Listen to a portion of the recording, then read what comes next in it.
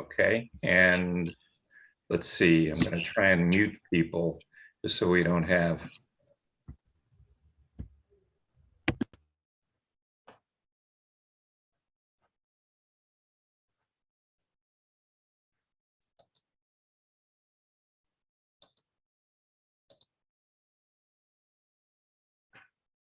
Oh, wait, Barbara's got an issue with connecting to audio.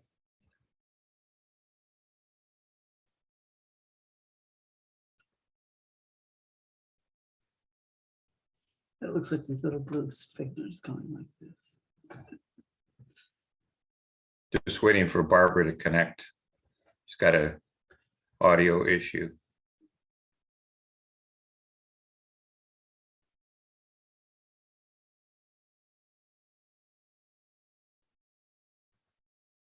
Are you there, Barbara?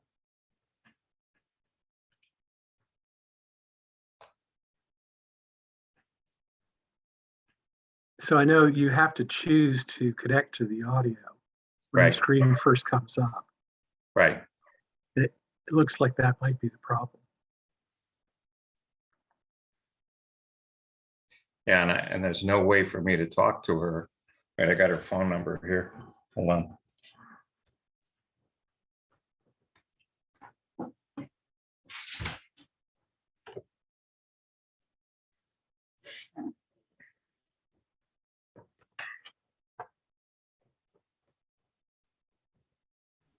Multitasking is dangerous. This is the inner circle, Hold on, I'm calling her. most of the inner circle.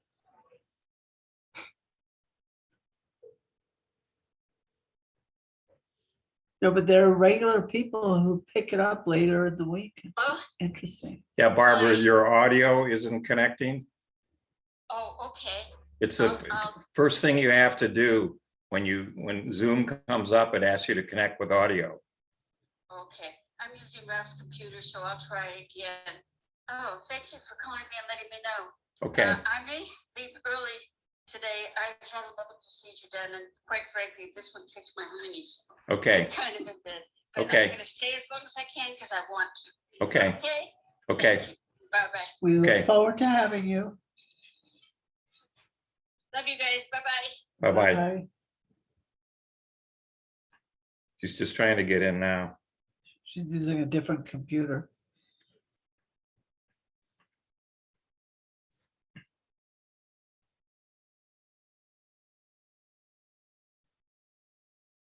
Kind of strange the way a community comes together with people from, which is further south or farther south. Well, I mean, Barbara's in Georgia. Georgia, that's farther south than Maryland. That's Yes. just, that's kind of mid-south. And a few of us in Connecticut, and then Bruce up in Toronto, still wearing his jacket. Okay, Barbara, are you there? I'm here, thank you. Okay, now I'm I'm just going to mute you. I'm just Hi, going to mute welcome. you so that we don't have too much crosstalk. So just, Here we go. He means, not you. He Okay. means your computer, not you. now we're all set to go.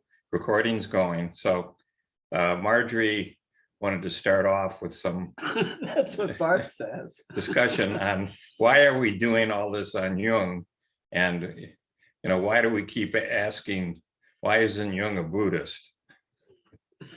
So we'll let That's- Marjorie talk. That's my perception, that I feel that he's being viewed as a deficient Buddhist. And I want to say he's doing something different. No disrespect toward Buddhism, but it's different. And for me, I've tried Buddhism twice in my life. Once when I was 14, I had an English teacher introduce me to kind of westernized Buddhism and meditation and independent study. And I joined an adult group that he ran, actually in Stamford here in Connecticut.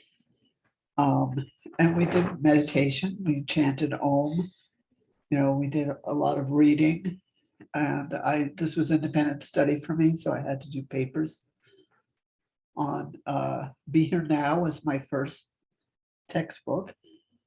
And then we went on from there to Alan Watts and different people like that. And it was all fascinating and I loved it. And it took me quite a while to realize, though, that for me, it wasn't healthy. For me, I didn't have enough of a sense of self yet to be negating that. And it kind of got seized onto by my process in some way that fed my depression. Nina mentioned this, I think it was last week, so it's too bad she's not with us this week. So it took me a long time to realize that. And I was just too young and unformed and too insecure. I was precocious in ways. And, you know, in a lot of independent study classes and things like that, but too unformed in other ways. And finally, what ended up really helping me was kind of the antithesis, and it was called self-psychology.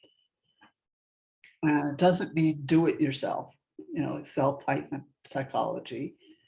It's it looks at the self as a process, not a thing. And the guy who developed it, I think his first name was Carl Koha. And that actually was also a good antidote for me for the transpersonal psychology that I was studying as part of my astrology training. I was studying transpersonal psychology there,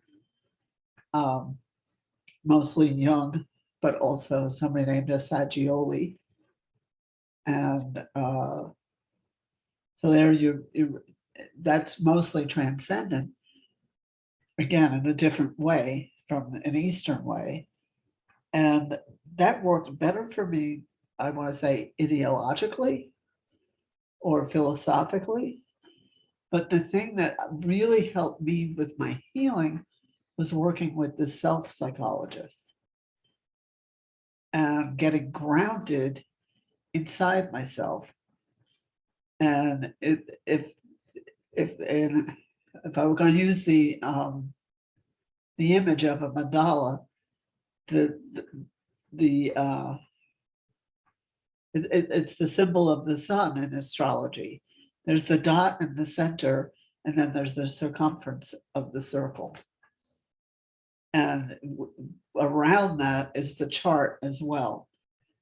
The self is symbolized by the ego, which is represented by the sun in astrology. But that's one planet that we use of 10, plus the north node and the south node. We count the sun and moon as planets, and that they're all together. That used to end at Saturn, and now we add Uranus, Neptune, and Pluto in Western astrology. Eastern astrology still doesn't use the 3 outer planets. So the entire self is represented by the entire chart, but the conscious ego is represented by the sun. And that's not the entire self. It's like our personality vehicle. Just as the body is a vehicle for the self to experience life and get around in, and we have to take care of it. We can't let it get burned by fire or, frozen in ice. We have to be mindful of it, but it's not the be all and end all. In the West, we tend to think of our mind as our consciousness, and that's the real be all and end all, which isn't true either. So that's sort of another tip of the iceberg, which in astrology, I like the way that's represented by the sun. That's merely your conscious ego identity. It's not the self. Is actually, if I have a chart here, it's located in the center of the whole chart, and it's invisible. The astrology doesn't describe it because it's divine. we don't have absolute free will. We are kind of influenced by patterns, and the patterns are what show in the chart. Where our true freedom is in Jungian astrology, which is what I've adopted, is what was I saying? Jungian astrology. Right. Is it the sun, the moon, the self? The self, there's the capital S self we talked a little bit about last week, is You represented. were also talking about free will. Thank you. Okay. We can't. It's how we experience our patterns and our reality. That's where our free will is. What happens is a lot of that is written. I hate to say it, and I don't like it myself. But there's certain fates that I feel are immutable. But where we have choice, Jung would say, is the level that we experience it on and how we relate to the experience and how we frame the experience. And that's what I see my job as being as an astrologer, is helping people frame their experience in a positive way. Even if it's a negative pattern that they wish they could get out of, they want to break free of, I'll work with people to move beyond it, but some of them really can't be moved beyond. It's kind of tragic, but that is the human condition in my experience and observation. And I've worked with probably a couple hundred clients over 30 or so years. 40 years at this, no, 35 years at this point. So I asked Bart, I have this trouble with my eyes, so I can't do a lot of the preparation, but we talk a lot about it. And when we can, we spend time online together. So I asked Bart to look for Jung's book on mandala art by his patients, that he guided them in a special kind of process to do as art and as therapy. So it's the symbol of the circle as a symbol of the self. And these are people who have completely Western, isn't it that one? Want the video? Yeah, Here, this. I think so. Okay, we're gonna do, hold on.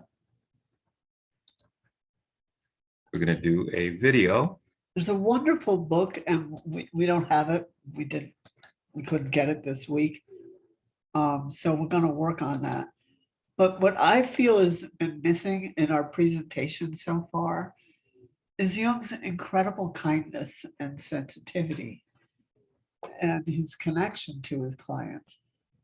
Yes, he was extremely brilliant and just like a nonstop writer. You don't know how the man slept. He wrote so much. So this is a video from What Oglethorpe. we're doing here this afternoon is creating mandalas. Mandalas are circular designs that reflect who we are at a moment in time. And because we're always changing, we're always different, every mandala is unique. After folks get the color laid down for their mandalas, we'll be looking at what the colors mean for them individually. I'm a psychology major, and I think it's very interesting to see the images that come out when you're not really thinking about what you're drawing. I've discovered that I draw flowers a lot. I'm hoping that's a positive thing.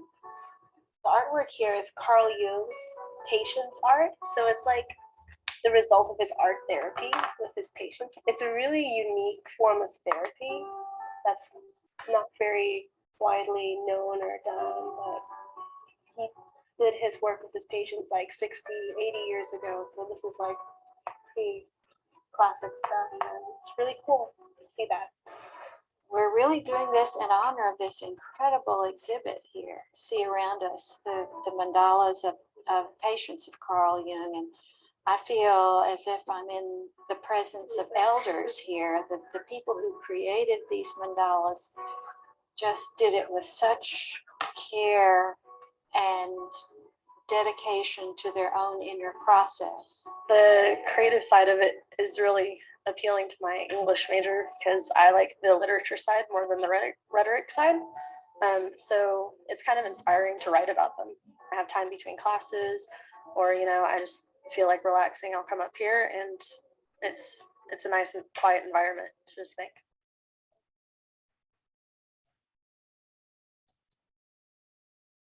Just a sec, I gotta stop this. Did we find another short one? Okay, hold on, let's see if we can. What I love about the book, This unfortunately, we this don't is have this it. is different, right? Yes, Okay, we'll do one more so you can see what's going on here. Hold on a second. I think that's the other one. This is an exhibit of mandalas by Jung's patients. That none of this is done by professional artists. And this is at Oglethorpe in Georgia. So here we go. In Russia. Right, No, Georgia. Georgia here? Yeah, Georgia here, the state of Georgia. The state of Georgia? Sorry, we gotta get rid of this ad. If you seek it, you'll find Oh, there was one that was in, Sorry about this. there was one that was in Europe. Georgia, there's a Georgia in Europe, I know. and it's in the Caucasus.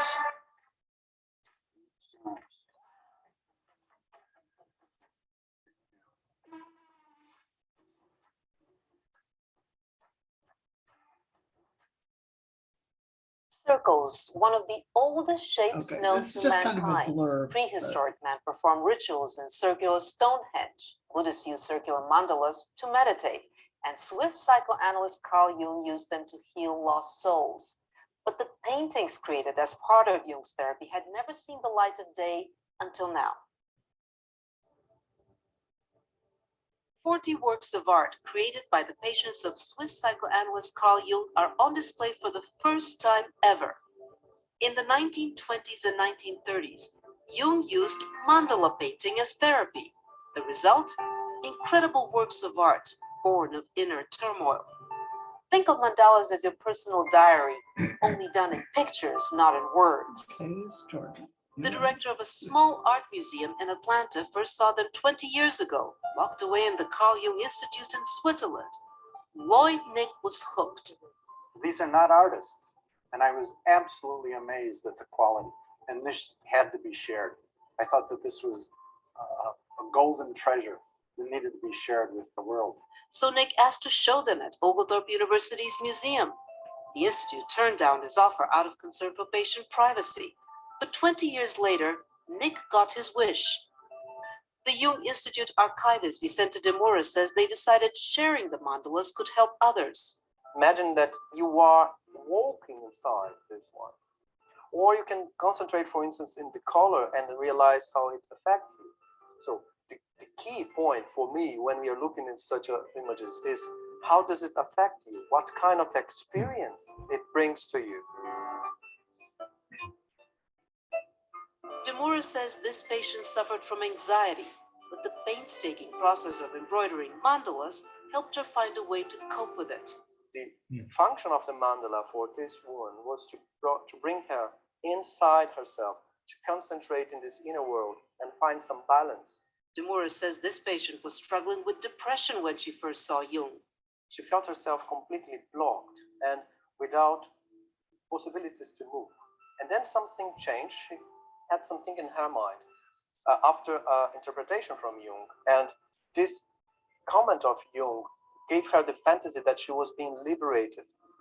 And here what we have is the first transformation. Something that was blocked starts to get free. Something inside her was fertilized. So what we have here is that what was outside is not so important. What is inside her is much more important. She starts to relate with the things in her in a different way. what we have here is this woman is relating with the very different aspects in her life, with the center of her personality. And the mandala is making it a whole. Carl Jung's patients created a legacy which continues to reveal what's believed to be the power of the ancient circle to future generations.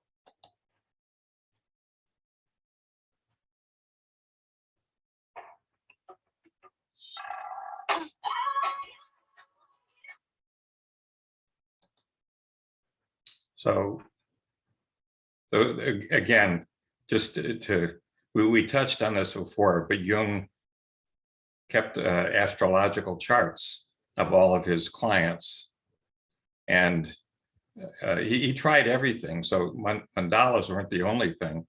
He had them get into dance, so using dance as a therapy to help them work through whatever issues there were. He was just very eclectic and open to let's see if this works. Let's see if that works. And sandbox therapy. He did that for himself a lot when he was going through his really rough time. Oh, I wish Cheryl had seen those, but What was the thought of Chiron around at his time? not really. No, that was discovered later. That's what I thought. I think he probably would have made wonderful use of that. Yes, I think so. The wounded healer, and I would say he would see himself in that for sure. Chiron is a comet that's caught in our orbit between Saturn and Uranus in our solar system, and it's become another element.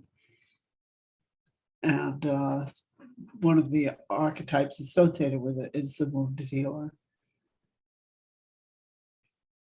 And it's strong in my chart.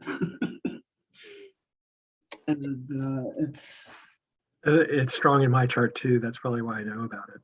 oh, okay. Oh, good. But how do you relate to it, Ed?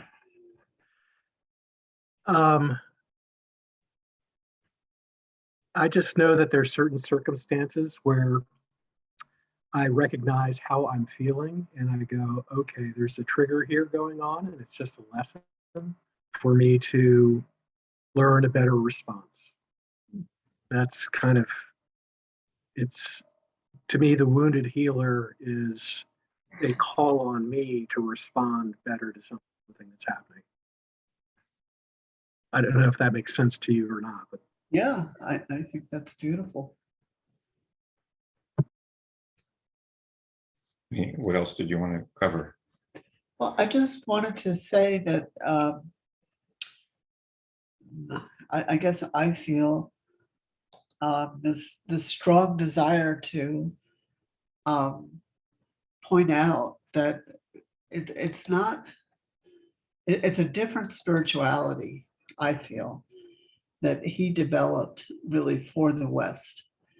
It incorporates elements of the East, but you can be an average Western householder and experience healing and growth and wholeness. And that's really what the mandala, the circle, represents, the concept of wholeness in his psychology. And one way of putting that is a horoscope, or another way is a labyrinth, and I've been to all of those. And these mandalas they weren't a prescribed ritual symbol system. They became extremely expressive of individuals' inner dynamic, with the emphasis on individual. And I've done some similar kind of painting, and they say it's working when you know you don't know what you're going to do next, or what you're going to say next if you're writing. That you're in this flow that isn't controlled by your conscious personality, and that's not all you're expressing. It's more like a dream state. And it opens up a way for some of those series. I'd love to share them with you. And I'm sorry I don't have any kind of a copy of it. The journey that those people were on was just incredible. And that's where I think I really fell in love with Jung for what he gave to people who didn't have a vocabulary to work with it. It wasn't something to be analyzed in a Freudian sense. It was something to be experienced. And he helped them unfold it in a way that really didn't exist at the time. So I see that as such an act of generosity to help people liberate themselves. Like that woman with the stones were all locked into this cliff. And then it morphed into this incredible symbolism of almost like an egg being fertilized, and then there was a serpent emerging out of it. And there was this whole, symbolic rebirth, fertilization and rebirth. It was just incredible. And she didn't really know anything about biology or any of the symbols. And in his book, he gives these incredible descriptions and captions. And he will say, well, this is a symbol from ancient Sumeria that the person had never encountered. They had no way of knowing, but it was somehow percolating up from their branch of the collective unconscious. And it was this work that really convinced him of the objective existence of the collective unconscious, and that there were these layers that these individuals could penetrate with no instruction that would lead them to these symbols from other cultures, symbol systems, but the vocabulary seemed to be universal, and that's what he was noticing. And that it was deeply healing for people to connect with this realm of life really within themselves. They had no idea that there was that kind of rich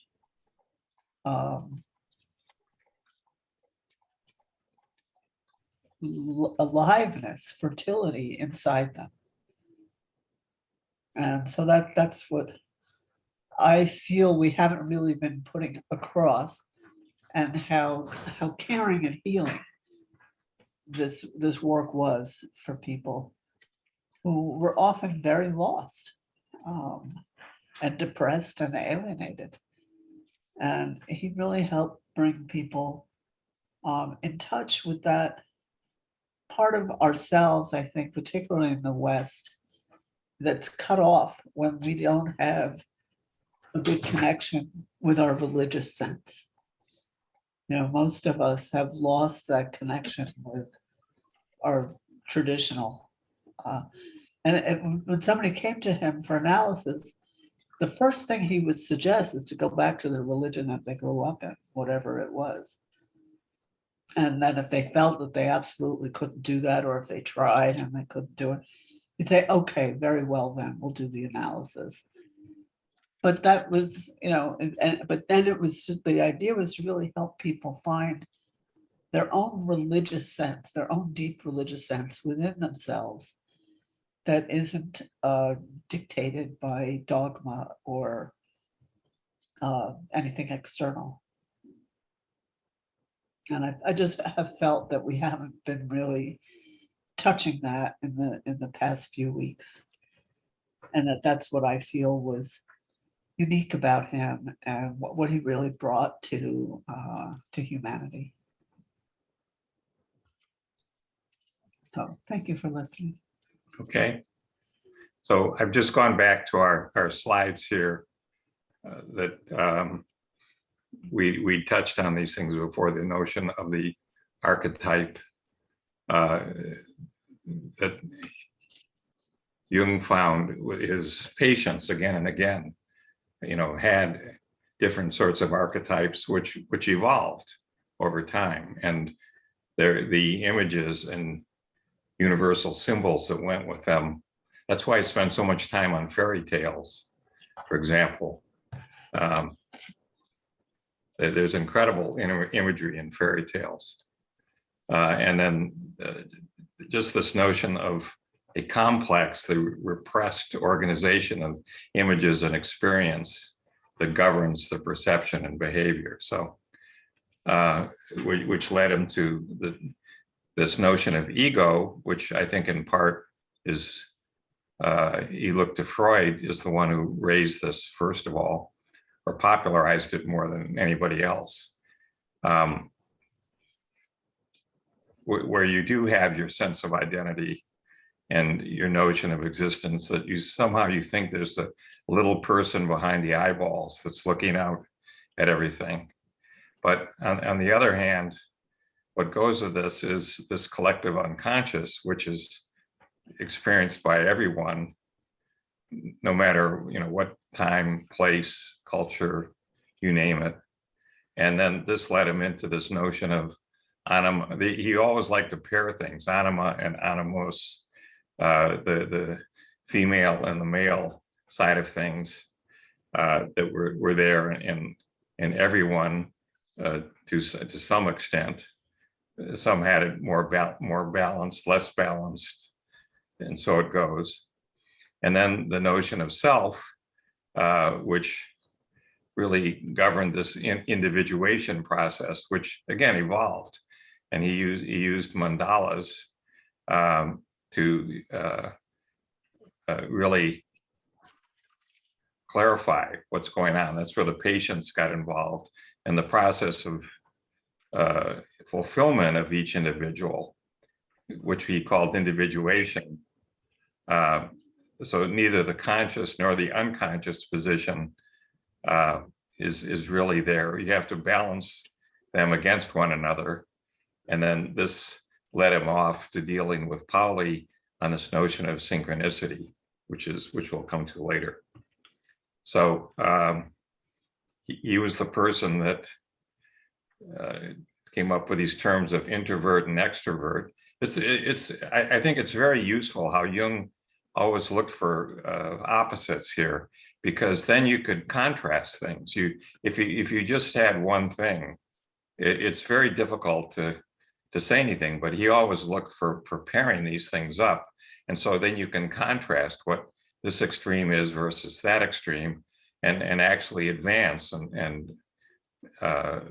make stronger assertions about what's really going on. So, by just saying that most people are either a mix of introvert and extrovert, he compared them to Apollo and Dionysus, with Apollo being the introvert, who was the very geeky, booky sort of person, focusing on the internal world, and Dionysus is always into parties and joining activities.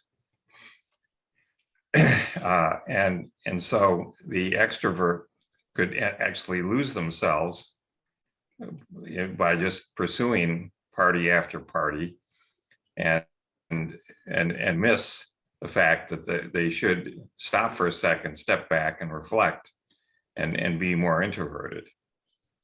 I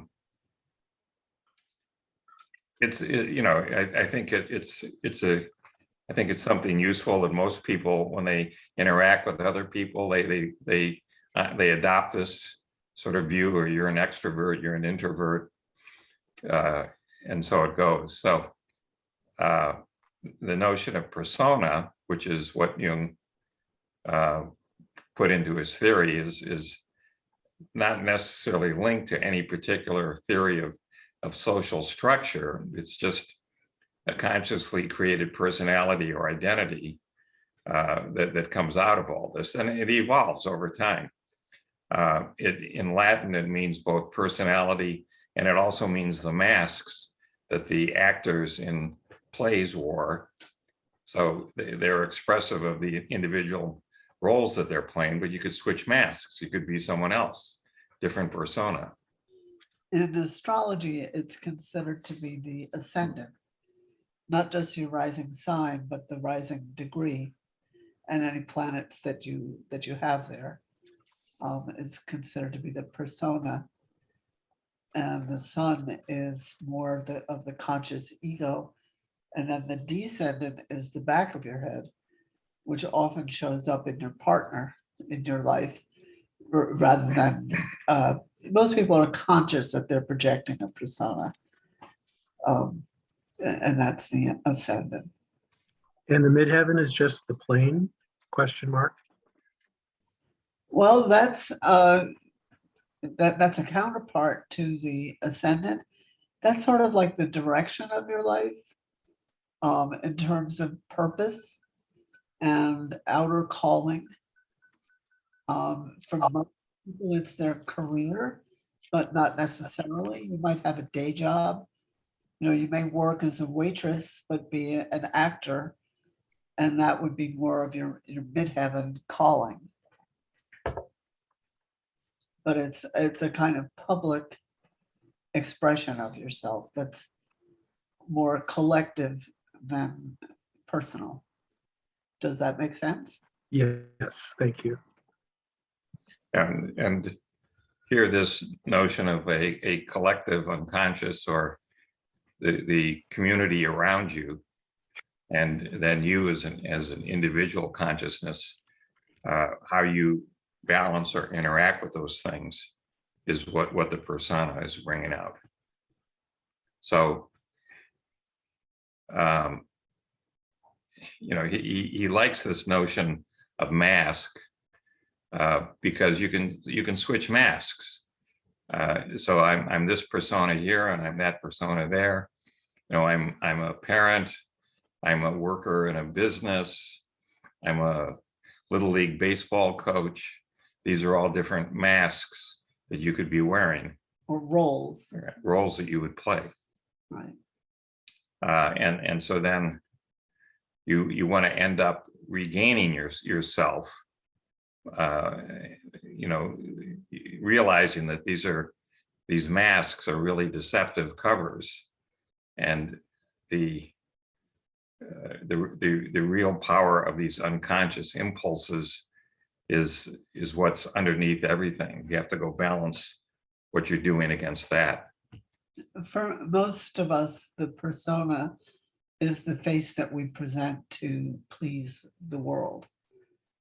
You know, it starts out pleasing your parents, and then you know, your school authority figures, and so it's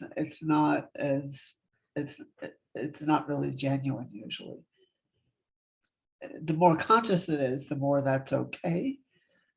If it's, you know, just to get through some situation or achieve some goal.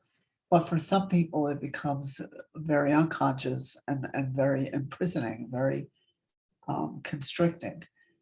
And those are, you know, the people that we call people pleasers. And you can really lose your own identity in that just striving to please other people all the time. Right. So let's see. Then he had the shadow, which is, again, part of the unconscious mind. And these, by calling shadow, he's talking about all of these traits that you dislike or you would rather ignore, that you apparently have or think you have, weaknesses and desires and instincts and shortcomings, and all of these things are there. They haven't gone away, but these are all things that are deemed unacceptable by society, and they're really not aligned with your own personal morals and values, what you want to be. And it's not necessarily bad.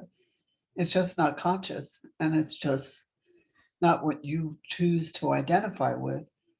But they say criminals have a very light shadow because that's hidden from themselves. Their goodness is hidden. And the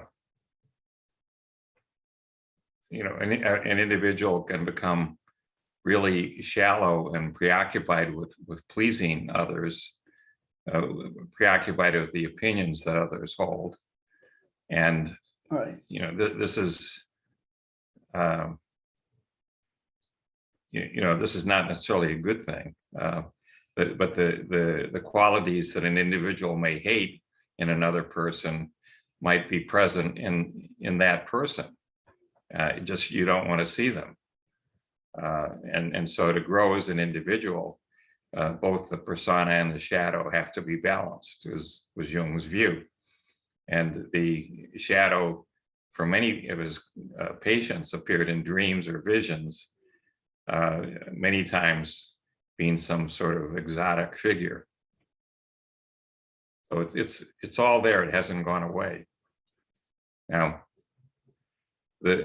one of the key things underlying what Jung did was this notion of spirituality, that we're all striving for a spiritual purpose, which is beyond the material goals that we see around us. And the real issue is to discover that purpose, to achieve as much as you can in your potential.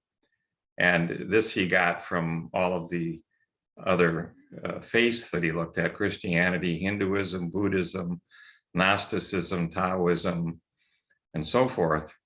But he viewed this as the journey of transformation, which he called individuation, which is at the heart of all of these religions, to meet yourself and at the same time meet the divine, or the collective unconscious. And so to me, in this sense, Jung is very Buddhist. That's my 2 cents. But you could say the same thing about these other religions: Hinduism, Christianity, Taoism. All are articulating in a different way the same general concept.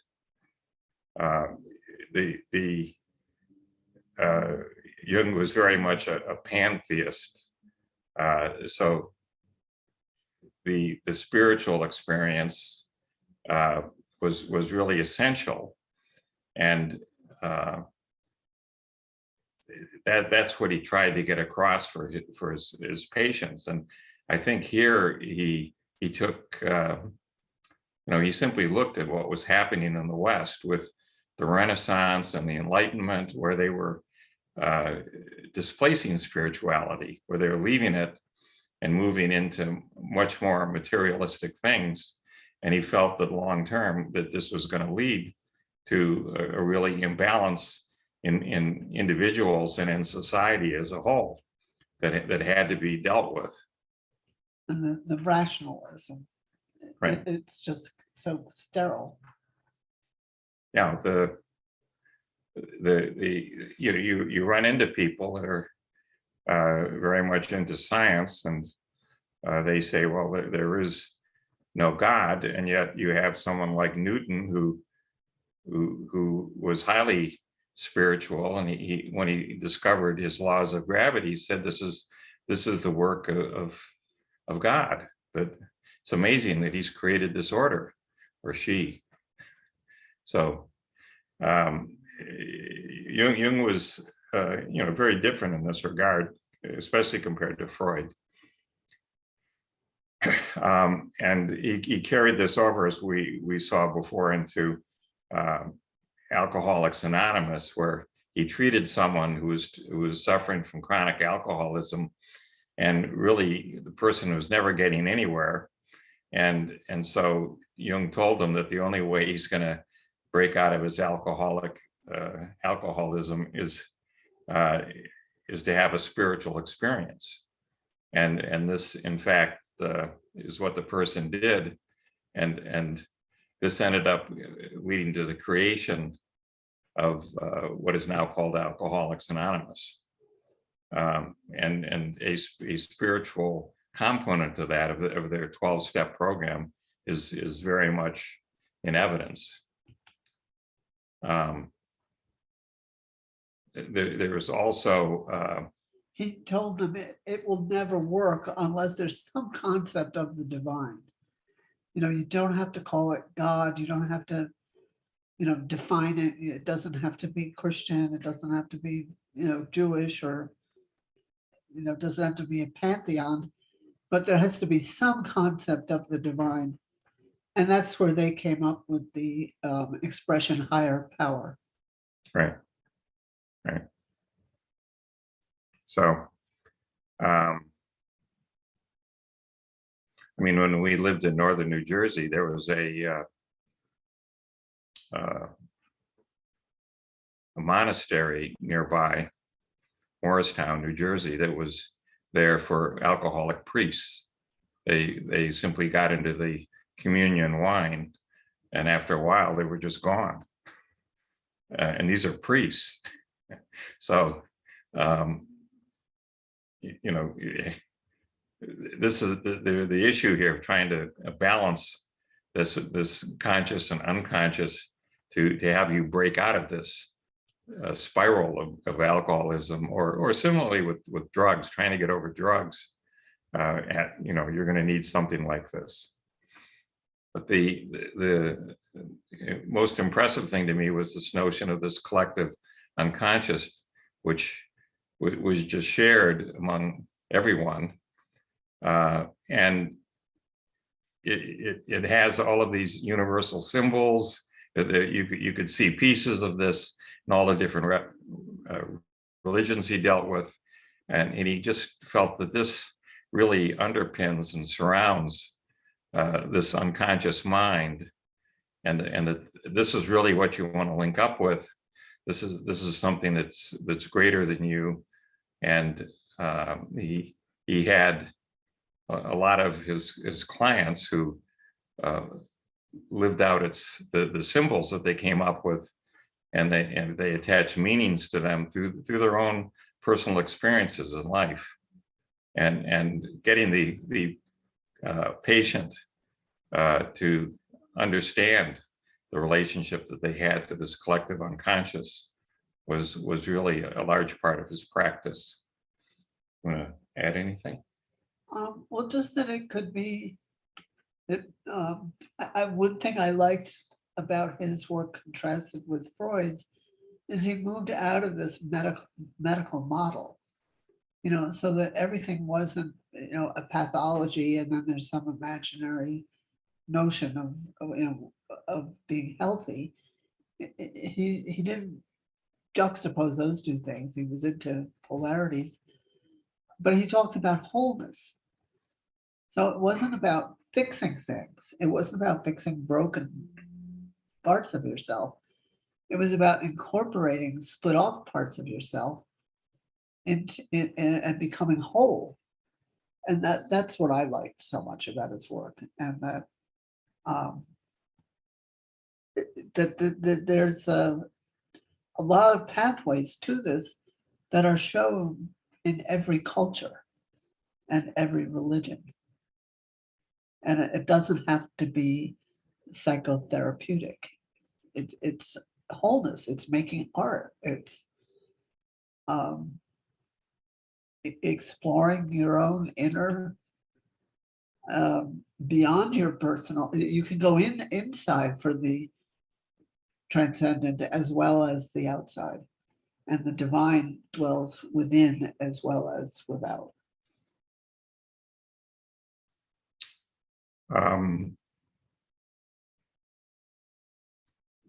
The jargon changes. So this person is arguing for an autonomous psyche or an objective psyche rather than this collective unconscious.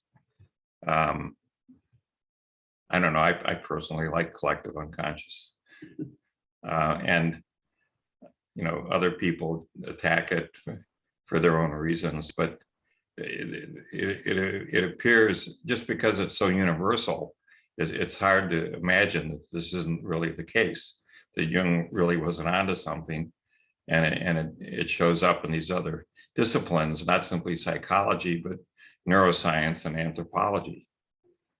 And it isn't just part of your neurosis, it's part of your makeup, it's part of our universal humanity.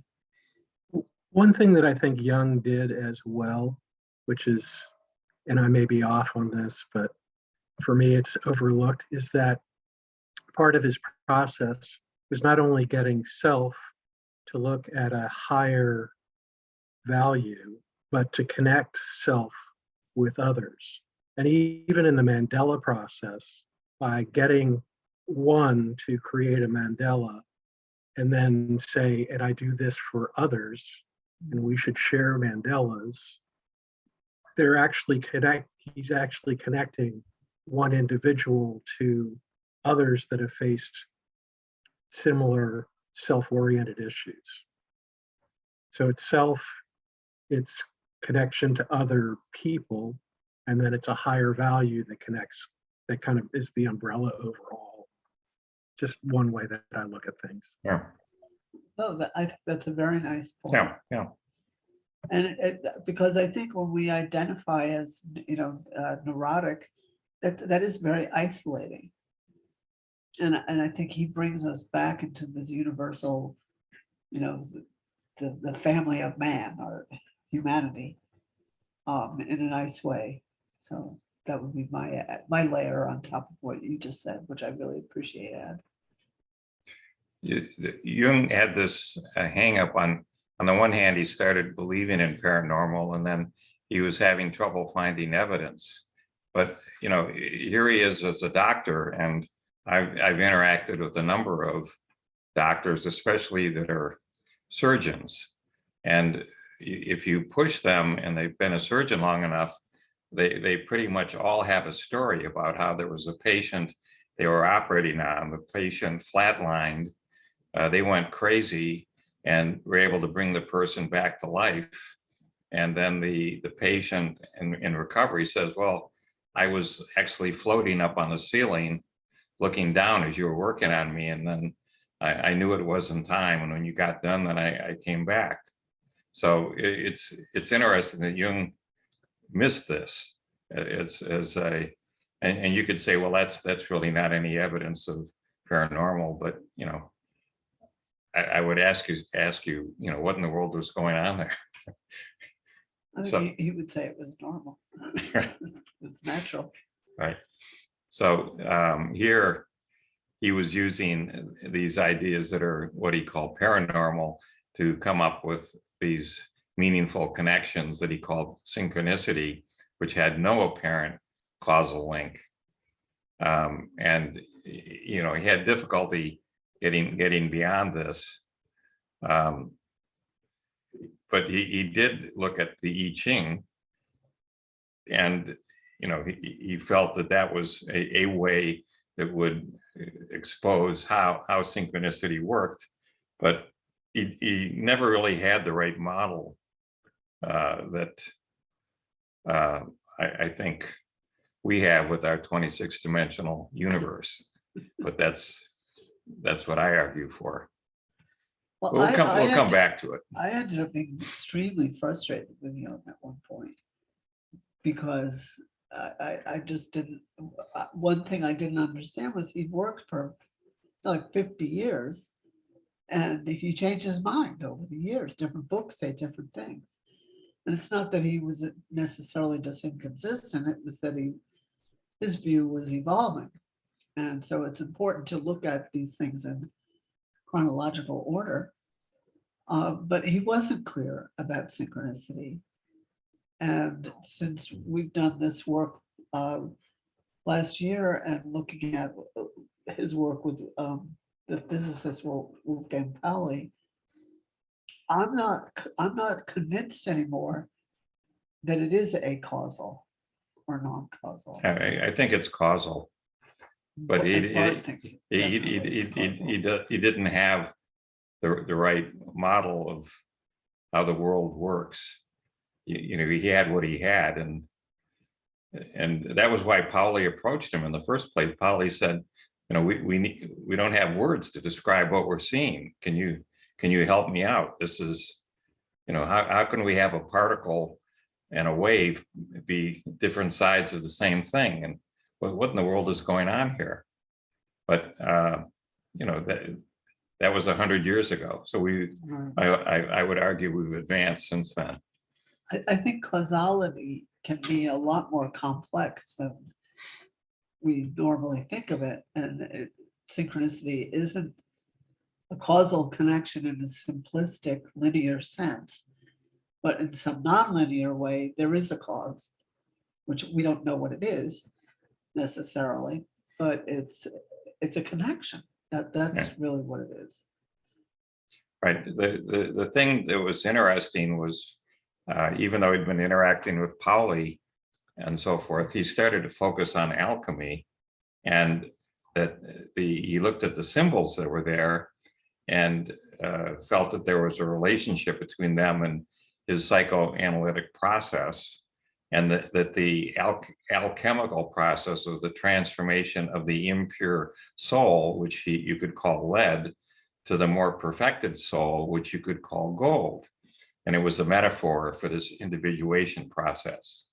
And that could very well be the case. You had, again, to go back to Newton spent more time on alchemy than he spent on gravity. Well, it wasn't even close. And what in the world was Newton thinking? It wasn't simply trying to convert lead to gold. He saw something there that he saw as the work of something greater than he was, and he was trying to come to grips with it. This book that they cited here, Jung's book, Mysterium Conjunctionis, the mystery of conjunctions, archetype, came to be known as the sacred marriage between the sun and the moon.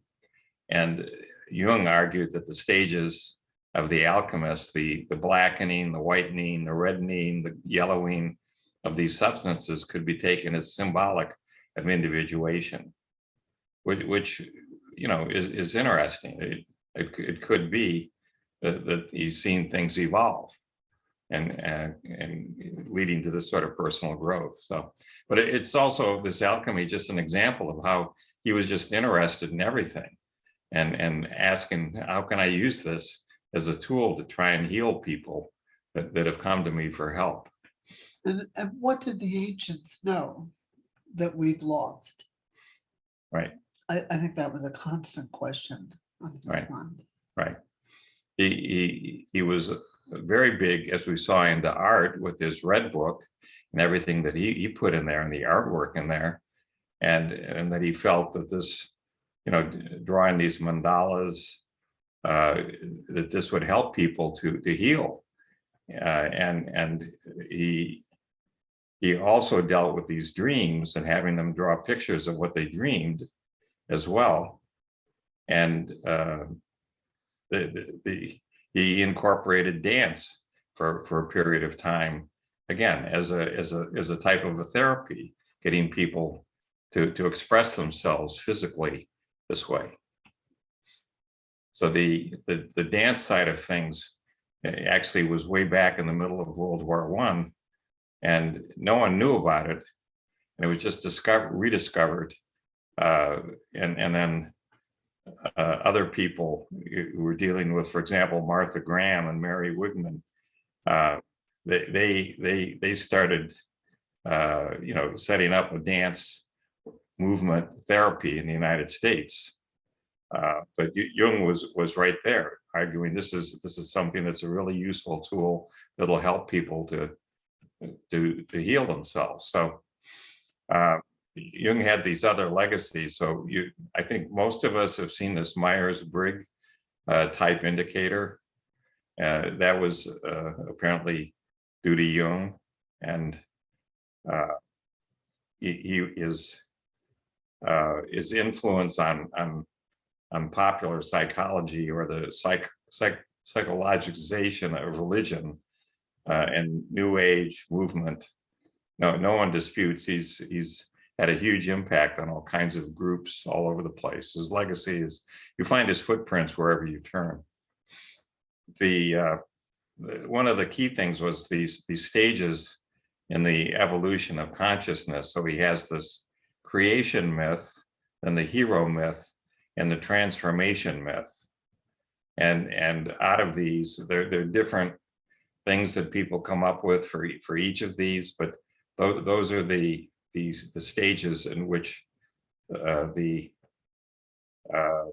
consciousness is going to arise out of this, and there's got to be some sort of action.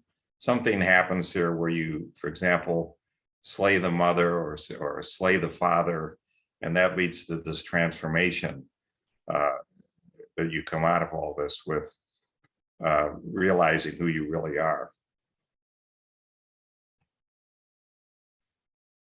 The thing that he picked up on was the balance and the crisis that he had of this consciousness, and all these different things. He had yin and yang, all these dual things, dual poles everywhere, and there's going to be some sort of balance that has to be achieved, and this is what he viewed as leading to a lot of this crisis of people trying to balance all these different things and just getting totally caught up in it. And this led to, for example, people prolonging their childhood, or they activated a collective unconscious and ego change in puberty. Went the other way, and they probably should have waited on that. And it's really the second half of your life when you're formed, when your ego is self-sufficient, when you've individuated enough that is when these things ought to kick in big time. And the end result was, again, there's an individual and there's a group, and the interactions between these lead to the growth of both of them. So that's what we have for slides. Now I was going to switch over to some videos, but let's stop and ask for comments. Does Barbara, do you have anything you'd like to say? A resident psychologist.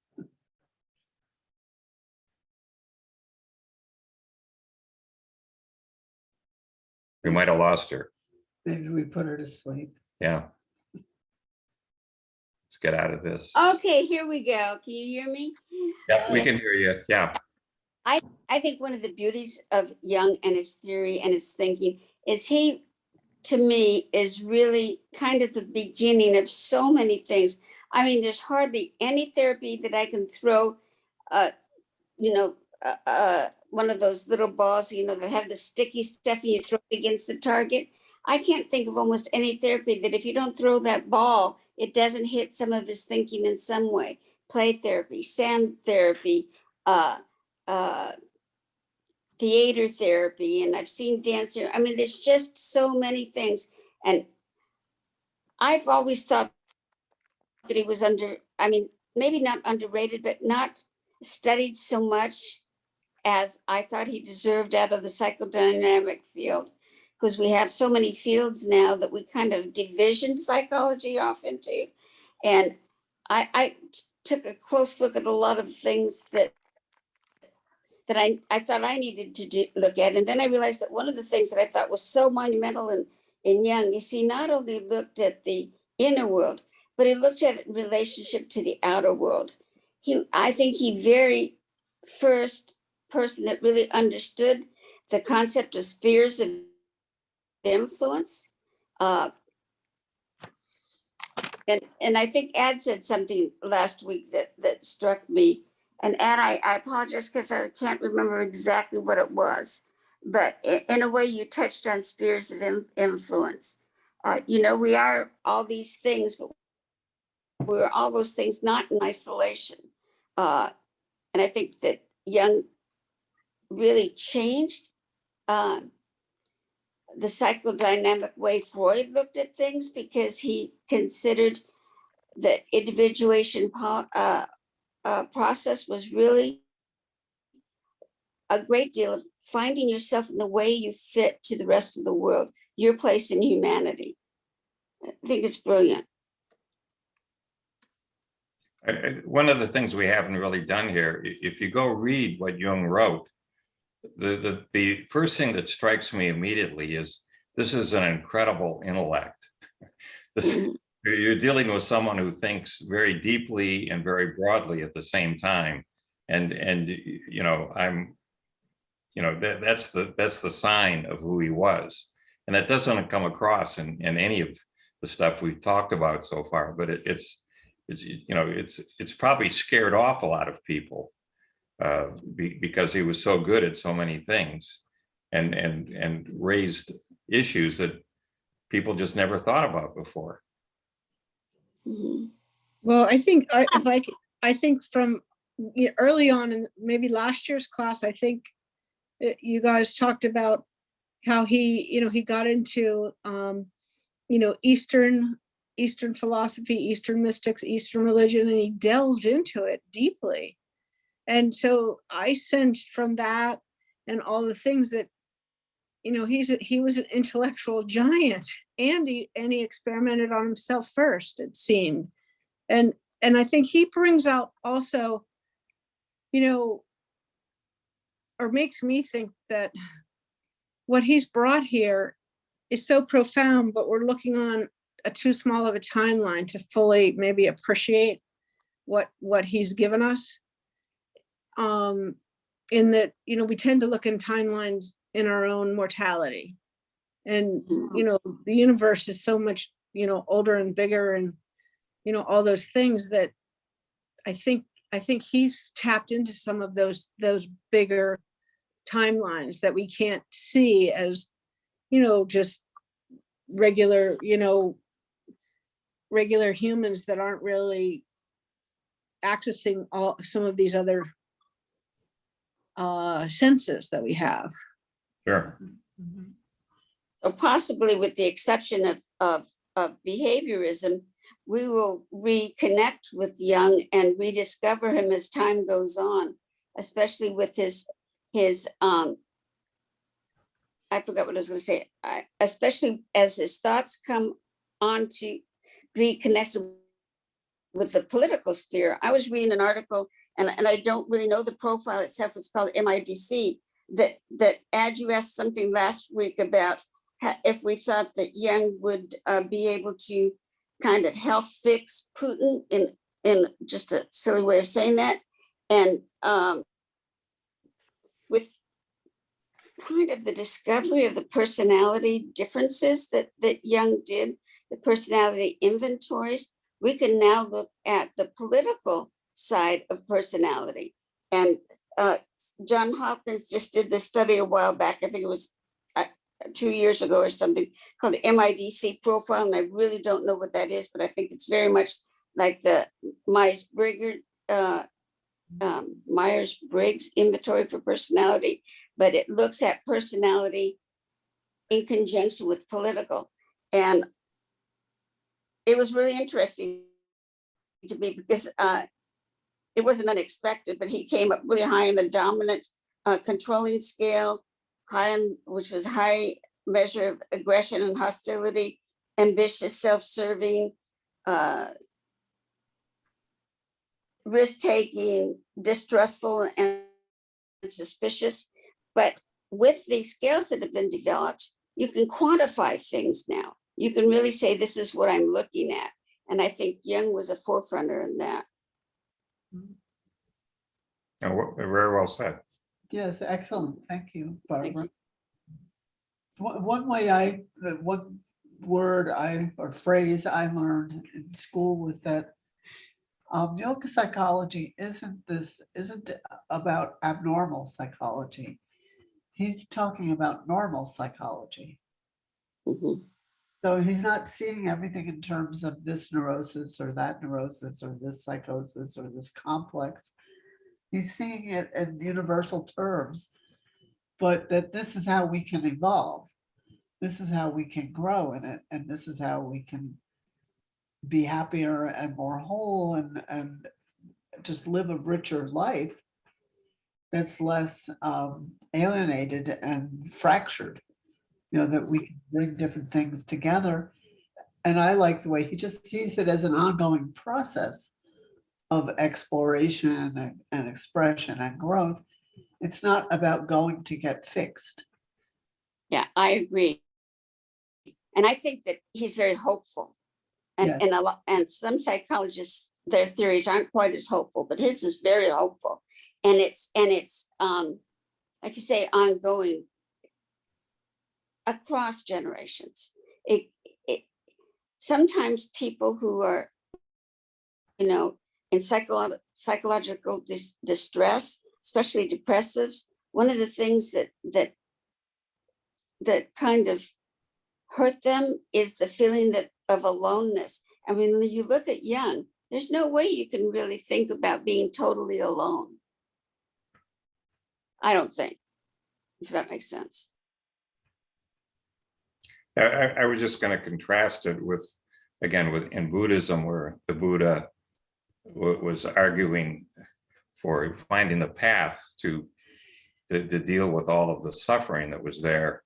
And the Buddha had this eightfold path, eightfold way to do things. But I think Jung, in his own way, was trying to articulate there might be other paths, maybe not exactly what the Buddha was talking about, but other ways to achieve this type of enlightenment that Jung sensed that was out there. That's how I came to grips with it. Yeah, that's nice. I mean, Bruce, what is your take? You just, you know, any comment? Well, one of the main things that Buddhism brings into the scene is that everything has a cause. And when you have your own direct insight into that, it sort of changes your perspective. It allows you to think differently and more deeply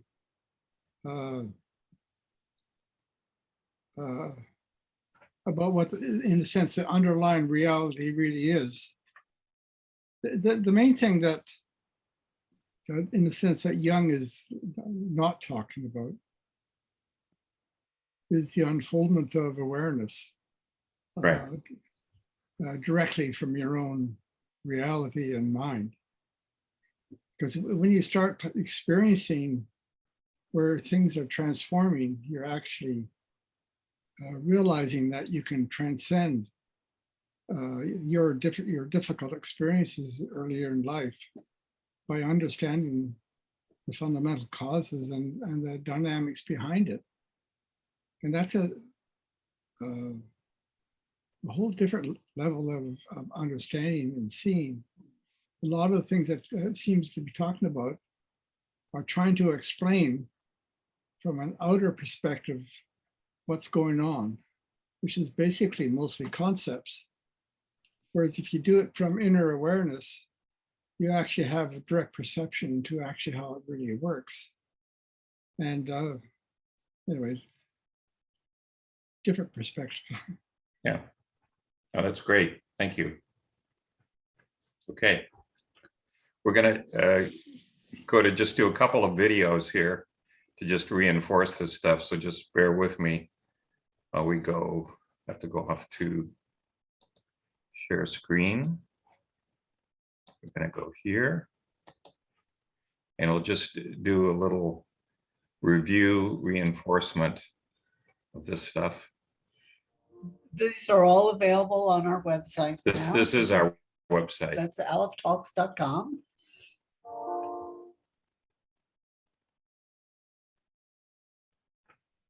For the past couple of weeks, people have been messaging me saying that they don't understand what is so terrifying about the book so far. In response, I've said that the first 4 chapters of this book are merely the foundation for the terrifying contents that will follow. With the first 4 chapters, we established Jung's model of the psyche. With chapter 5, we will see Jung try to legitimize his model through the symbol of Jesus Christ. Once his case has been made that Christ is a symbol of the self, we will follow the logical implications of that case. That is where the horror begins. First of all, let us summarize what we learned from the last chapter.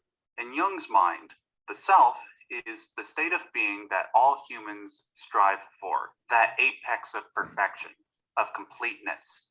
That highest state is achieved by integrating unconscious contents into conscious territory, by bringing all the things that we are now into harmony with all the things that we could be, by making the utmost use of all of our strengths and corralling all of our weaknesses. This hypothetical state of being known as the self is symbolized across many religions, but in regards to the Western world, the self is most widely recognized in the symbol of Jesus Christ. Christ represents a totality of a divine or heavenly kind, a glorified man, a son of God, sin macula peccati, unspotted by sin. The reason why Christ has had such sway over billions of people across 2 millennia is because people recognize the archetype of the self, the person they want to be, in Christ. The reason why people strive for this apex of perfection in Jung's mind goes back to the notion that people are made in the image of God, not as gods, but in the image of God. It is by going through the individuation process of integrating unconscious contents into consciousness that we can eventually become synonymous with the God image, with the self. Before we continue, I need to elaborate on what it is about human beings that makes them in the image of God. How did our religious forefathers come to that conclusion? Jung cites St. Augustine in order to explain what it means to be made in the image of God. And in doing so, Jung simultaneously gives legitimacy to his model of the psyche. Quote, "But where man knows himself to be made after the image of God, there he knows there is something more in him than is given to the beasts." According to St. Augustine, it is the power to discern, to distinguish between things that makes us like God. In other words, the fact that we are conscious, whereas beasts are not, gives human beings that status of being made in God's image. This notion becomes important when we look at the life of Christ and how he went through his own individuation process. Just as human beings have to confront the horrors of the world and themselves, Christ had to do the same, namely with his descent into hell following his crucifixion. Quote, "The scope of the integration is suggested by the descensus ad inferos, the descent of Christ's soul to hell, its work of redemption embracing even the dead. The psychological equivalent of this is the integration of the collective unconscious, which forms an essential part of the individuation process." For those of you who have been following this series from the beginning, this should remind you of what was said in chapter 2. In order for the human being to achieve this highest state, it will need to confront the greatest darkness and survive. It is only by confronting this great darkness, symbolized by hell, that our inner light can shine its brightest. Jesus achieved his divine status by confronting that darkest part after his crucifixion. Upon doing so, he brought his entire being into perfect balance, being able to transcend death itself. There was no other way that Jesus could have become the symbol of the self unless he triumphed over that darkness. Otherwise, he would not have achieved that completeness. He would not have become the Alpha and Omega, the beginning and the end. Without his darkness, his light would have no dimension. This goes back to the necessity of opposites, as we laid out in the last 3 chapters. Even the Apostle Paul comments on the necessity of opposites in Romans 7:21.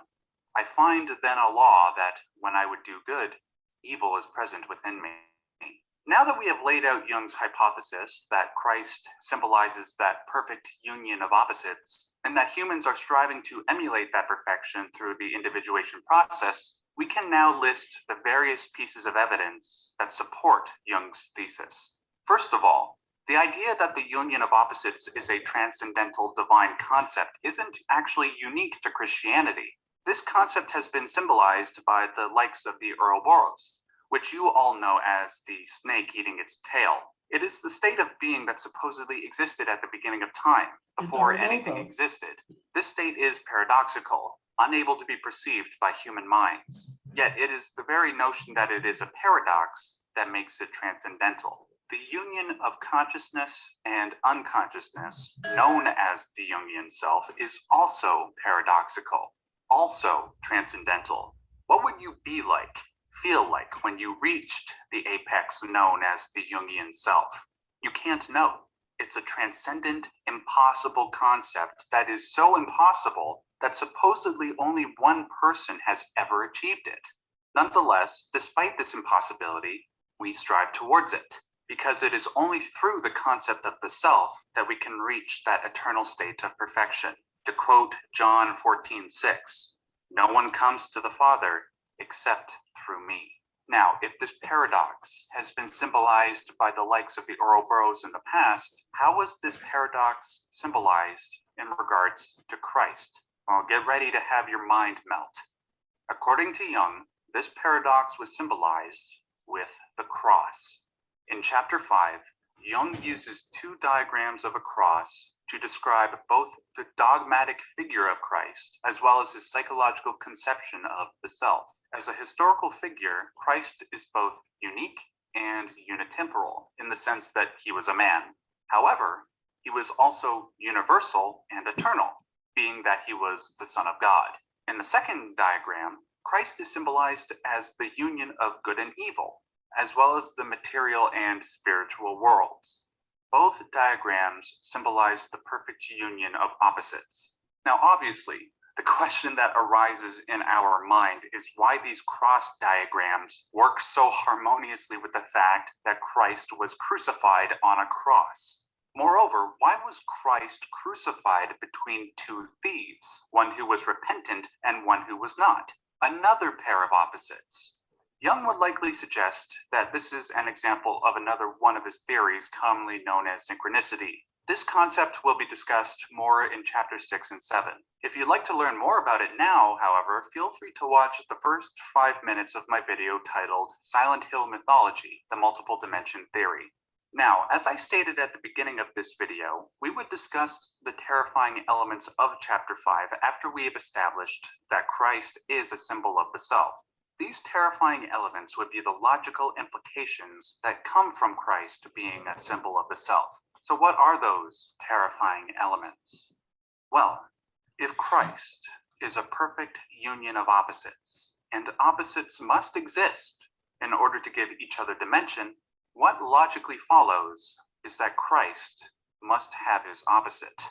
Now, put aside whether you believe in Christ as your Lord and Savior, or even as a historical person or as a supernatural being.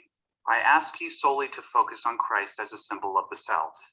If we accept that people strive for that apex of development, that state of perfection and completeness symbolized by Christ, one must logically deduce that there is an opposite apex that one can strive to, an opposite to the self, an opposite to Christ. If billions of people have strived towards emulating this apex for the last 2,000 years, what must logically follow is an equal and opposite striving.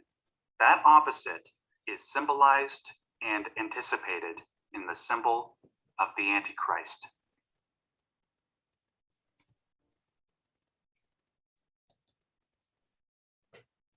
As I understand it, Jung felt that the first 1,000 years of the age of Pisces was the experience of the archetype of the Christ, and the second 1,000 years were the archetype of the Antichrist. And that's when we had World War I and World War II and that kind of. As we established in fascism part 1, that we Christ had is a really had union before. of opposite elements. This is what confers his And to status him, as a that was the divine being. symbolism of the We have two also fishes. established Right, since that's the what we're beginning gonna of this series Okay, that one's in order swimming for certain upstream things and to the other's exist, swimming like downstream. light, there must be an opposite element to give it dimension, like darkness. Based on these two maxims and everything else discussed in part 1, the logical conclusion is that there must be an opposite for Christ, namely the Antichrist. Every spirit that dissolveth Jesus is Antichrist, of whom you have heard that he cometh. To the atheistic members of our audience, the notion of an antichrist induces an eye roll. But remember what I said at the end of part 1. For the time being, ignore Christ and the Antichrist as supernatural beings and focus on them merely as symbols.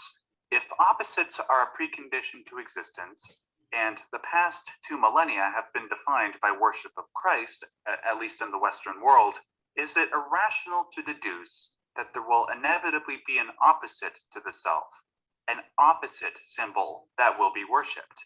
Now, as for what form that symbol might take, at the beginning of chapter 5, Jung links the advent of the Antichrist with the development of science and technology in the last few centuries.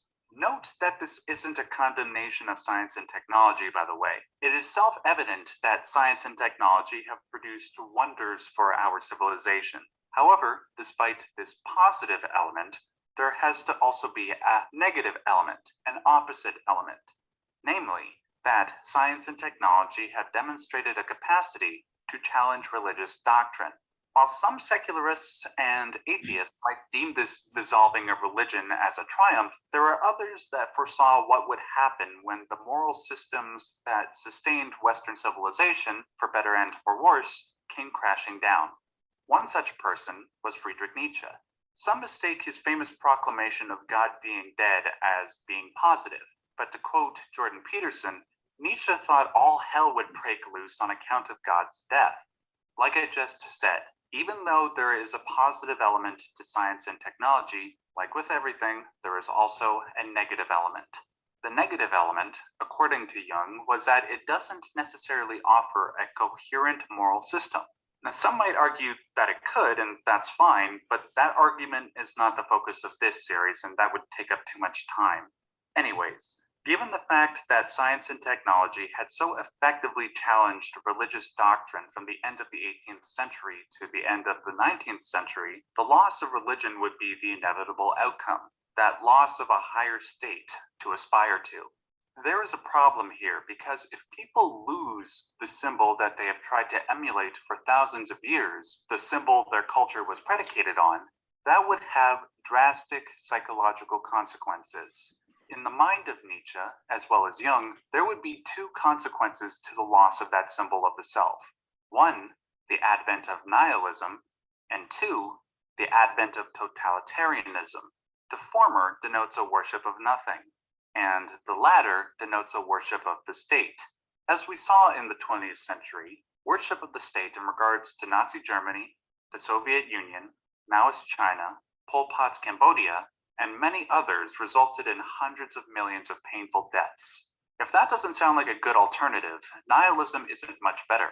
The notion that life is meaningless can make the suffering inherent to life become unbearable. The consequence of this for a large number of people will be stagnation, or in the worst cases, suicide.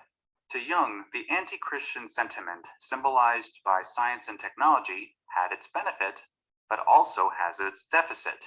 In regards to Christianity, or religion more broadly, the purported benefit is that it can civilize and give purpose to legions of people. However, it also has its deficit because it will sometimes ignore the truths and benefits of science in order to maintain the integrity of the religion. Jung felt that the only way that either side could control and heal their respective negative elements is if they recognize the existence of the other side, the benefits and deficits they bring, and integrate them. In other words, by bringing the unconscious repressed elements into consciousness and confronting them, they will develop to a higher state of being. Now, whether or not this is a legitimate way of looking at things is not the purpose of this video. As I said from the beginning, I am not here to pass judgment. I am only trying to present what Jung is saying in a coherent way. Emphasis on the word trying. If you want to discuss the legitimacy of Jung's view, that is what the comment section is there for. With that being said, I will continue summarizing the remainder of this chapter. So far, Jung has demonstrated that he is not afraid to find utility with the symbol of Christ, but he is also not afraid to criticize the broader religion. In fact, a major component of this chapter is Jung's highlighting of a negative Christian tendency. Now, what do I mean by this? Well, in certain religious circles, The Christian God is conceptualized as the summum bonum, an entity that is only good, without any negative element. All that comes from God is good, and anything that can be considered evil is merely the absence of good. Evil in itself supposedly has no existence. Now, the notion that evil in itself has no existence or substance is a doctrine defined by Jung as the privatio boni. I think I'm pronouncing that right. Many religious scholars have upheld this doctrine, and Jung goes on to list them in this chapter. Number 1, Basil the Great was a highly influential theologian in the 4th century. He is viewed as a saint in the traditions of both Eastern and Western Christianity. He believed that God does not author evil, and that evil is merely the privation of good. Number 2, Dionysius of the 1st century is also venerated as a saint in the Catholic and Eastern Orthodox churches, being the first bishop of Athens. 3, the aforementioned Saint Augustine from the last video states the following in the Liber Sententiarum ex Augustino. Evil is not a substance, for as it has not God for its author, it does not exist. And so the defect of corruption is nothing else than the desire or act of a misdirected will. The privatio boni doctrine denies the necessity of opposites. Naturally, Jung took issue with this because the foundations of religious morality are predicated on the existence of both good and evil as equal opposites. One cannot exist without the other. Yet the privatio boni doctrine not only denies evil its existence, but that it can come from God. There are many criticisms that Jung lists in this chapter, but for the sake of time, I'll only cite a few. He concedes that evil can be represented as the absence of good, but with this kind of logic, one could just as well say the temperature of the Arctic winter, which freezes our noses and ears, is relatively speaking only a little below the heat prevailing at the equator. He also offers more serious arguments. Quote, one could hardly call the things that have happened and still happen in the concentration camps of the dictator states an accidental lack of perfection. It would sound like mockery. Jung does not only use rational deduction and psychological experience to criticize the privatio boni doctrine, but even cites the Bible to prove his point. Granted, he already did this when he cited Paul in Romans, but he drives the point home when he observes the God of the Old Testament. To Jung, the God of the Old Testament is incommensurate with the Christian conception of God as the summum bonum. In fact, it seems that Jung favors the Jewish conception of God in Yahweh, where he is not just the sum of all that is good, but also of evil. We see the wrathful side of God many times in the Old Testament. In the story of Sodom and Gomorrah, in the story of Job, in the story of Noah. But for the purposes of this discussion, we will focus on God's wrath in Egypt. In the book of Exodus, Moses attempts to free the Hebrews from Egyptian slavery. When the Pharaoh refuses to do this, God sends many plagues on the land of Egypt in order to get Pharaoh to change his mind. The last of these plagues was the killing of the firstborn sons by Yahweh. There was a way for people in Egypt at this time to prevent their firstborn sons from dying at the hands of Yahweh, and that involved painting their doors with lamb's blood. When studying this part of the story, Jung reached out to a rabbinical scholar named Zwei Werblowski, who put together a number of passages from Hebrew literature. He wanted to understand why the people of Egypt had to paint their doors with lamb's blood. Quote, Our Joseph taught, what is the meaning of the verse? And none of you shall go out the door of his house until the morning. Once permission has been granted to the destroyer, he does not distinguish between the righteous and the wicked. Indeed, he even begins with the righteous. This depiction of God, or Yahweh, as an unconscious destroyer, whose wrath is synonymous with the indiscriminate destruction of a tornado, doesn't seem commensurate with the Christian conception of God as pure good. This is one of many reasons why Jung advocates for the Yahwehistic conception of God rather than the summum bonum conception. Every aspect of this discussion comes down to Jung's tendency to view all of the universe in pairs of opposites. He believes that the only way a person can develop is by viewing the world in these terms. After all, it is only by recognizing the opposite of something that cognition is possible. If this opposite is ignored or denied, It is repressed into unconsciousness, a la the shadow. However, the consequence of this repression is that the repressed element will come roaring back, seeking horrific revenge. By repressing the history of religion with the death of God, its opposite took its revenge with the death of hundreds of millions, something that Nietzsche predicted in his book, The Will to Power. By ignoring the dark element of both Jesus and God, Jung believes that Christianity will continue to decline and its adherents will never achieve that perfection symbolized by the Jungian self. Worse yet, that repression will exacerbate the anti-Christian sentiments in the new ion. That will be the focus of the next few chapters. To conclude, it's understandable why these opposite elements remain ignored and unconscious. It's the same reason why there will be many Christians and atheists that react negatively to this video.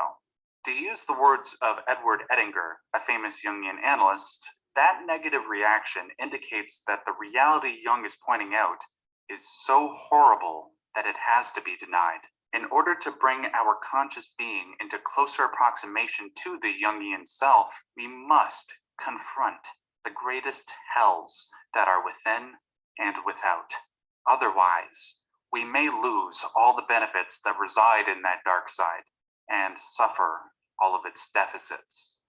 That is what is terrifying. To quote Edinger once again, the Jungian standpoint meets my complete intellectual agreement. It is flawless so far as its logic is concerned, but emotionally, it is a horror, and I don't like it at all. And what's worse, we have 10 chapters left to go. Thank you very much for watching. If you liked, We're just going to do one more of these videos. Don't worry, we won't subject you to all 10 of them. Oh, wait, this one here. Here we go.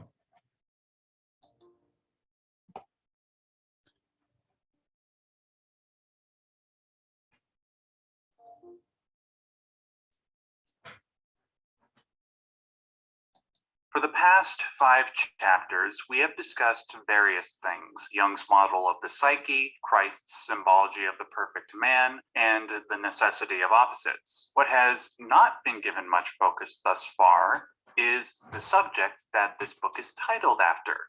The concept of an ion was briefly discussed in the preface for this series, but we haven't really touched on it since then. The time has come to elucidate the real meaning behind the book's title and its relation to all that has come before. Let us first review what was said in the preface. Some of you might remember this picture, which I described as a basic diagram of the universe. The dot in the middle represents the sun. The dots surrounding the sun represent the Earth at different points in time, and the big circle surrounding both the Earth and the sun are the constellations in the sky. Note the astrological names surrounding the big circle. In regards to the dots that represent Earth, note the two labeled 1 AD and 2000 AD. At any time between these 2,000 years, if you were to look up at the sun during the spring equinox, the constellation of Pisces would be in the background. This period of 2,000 years was defined as the Ion of Pisces.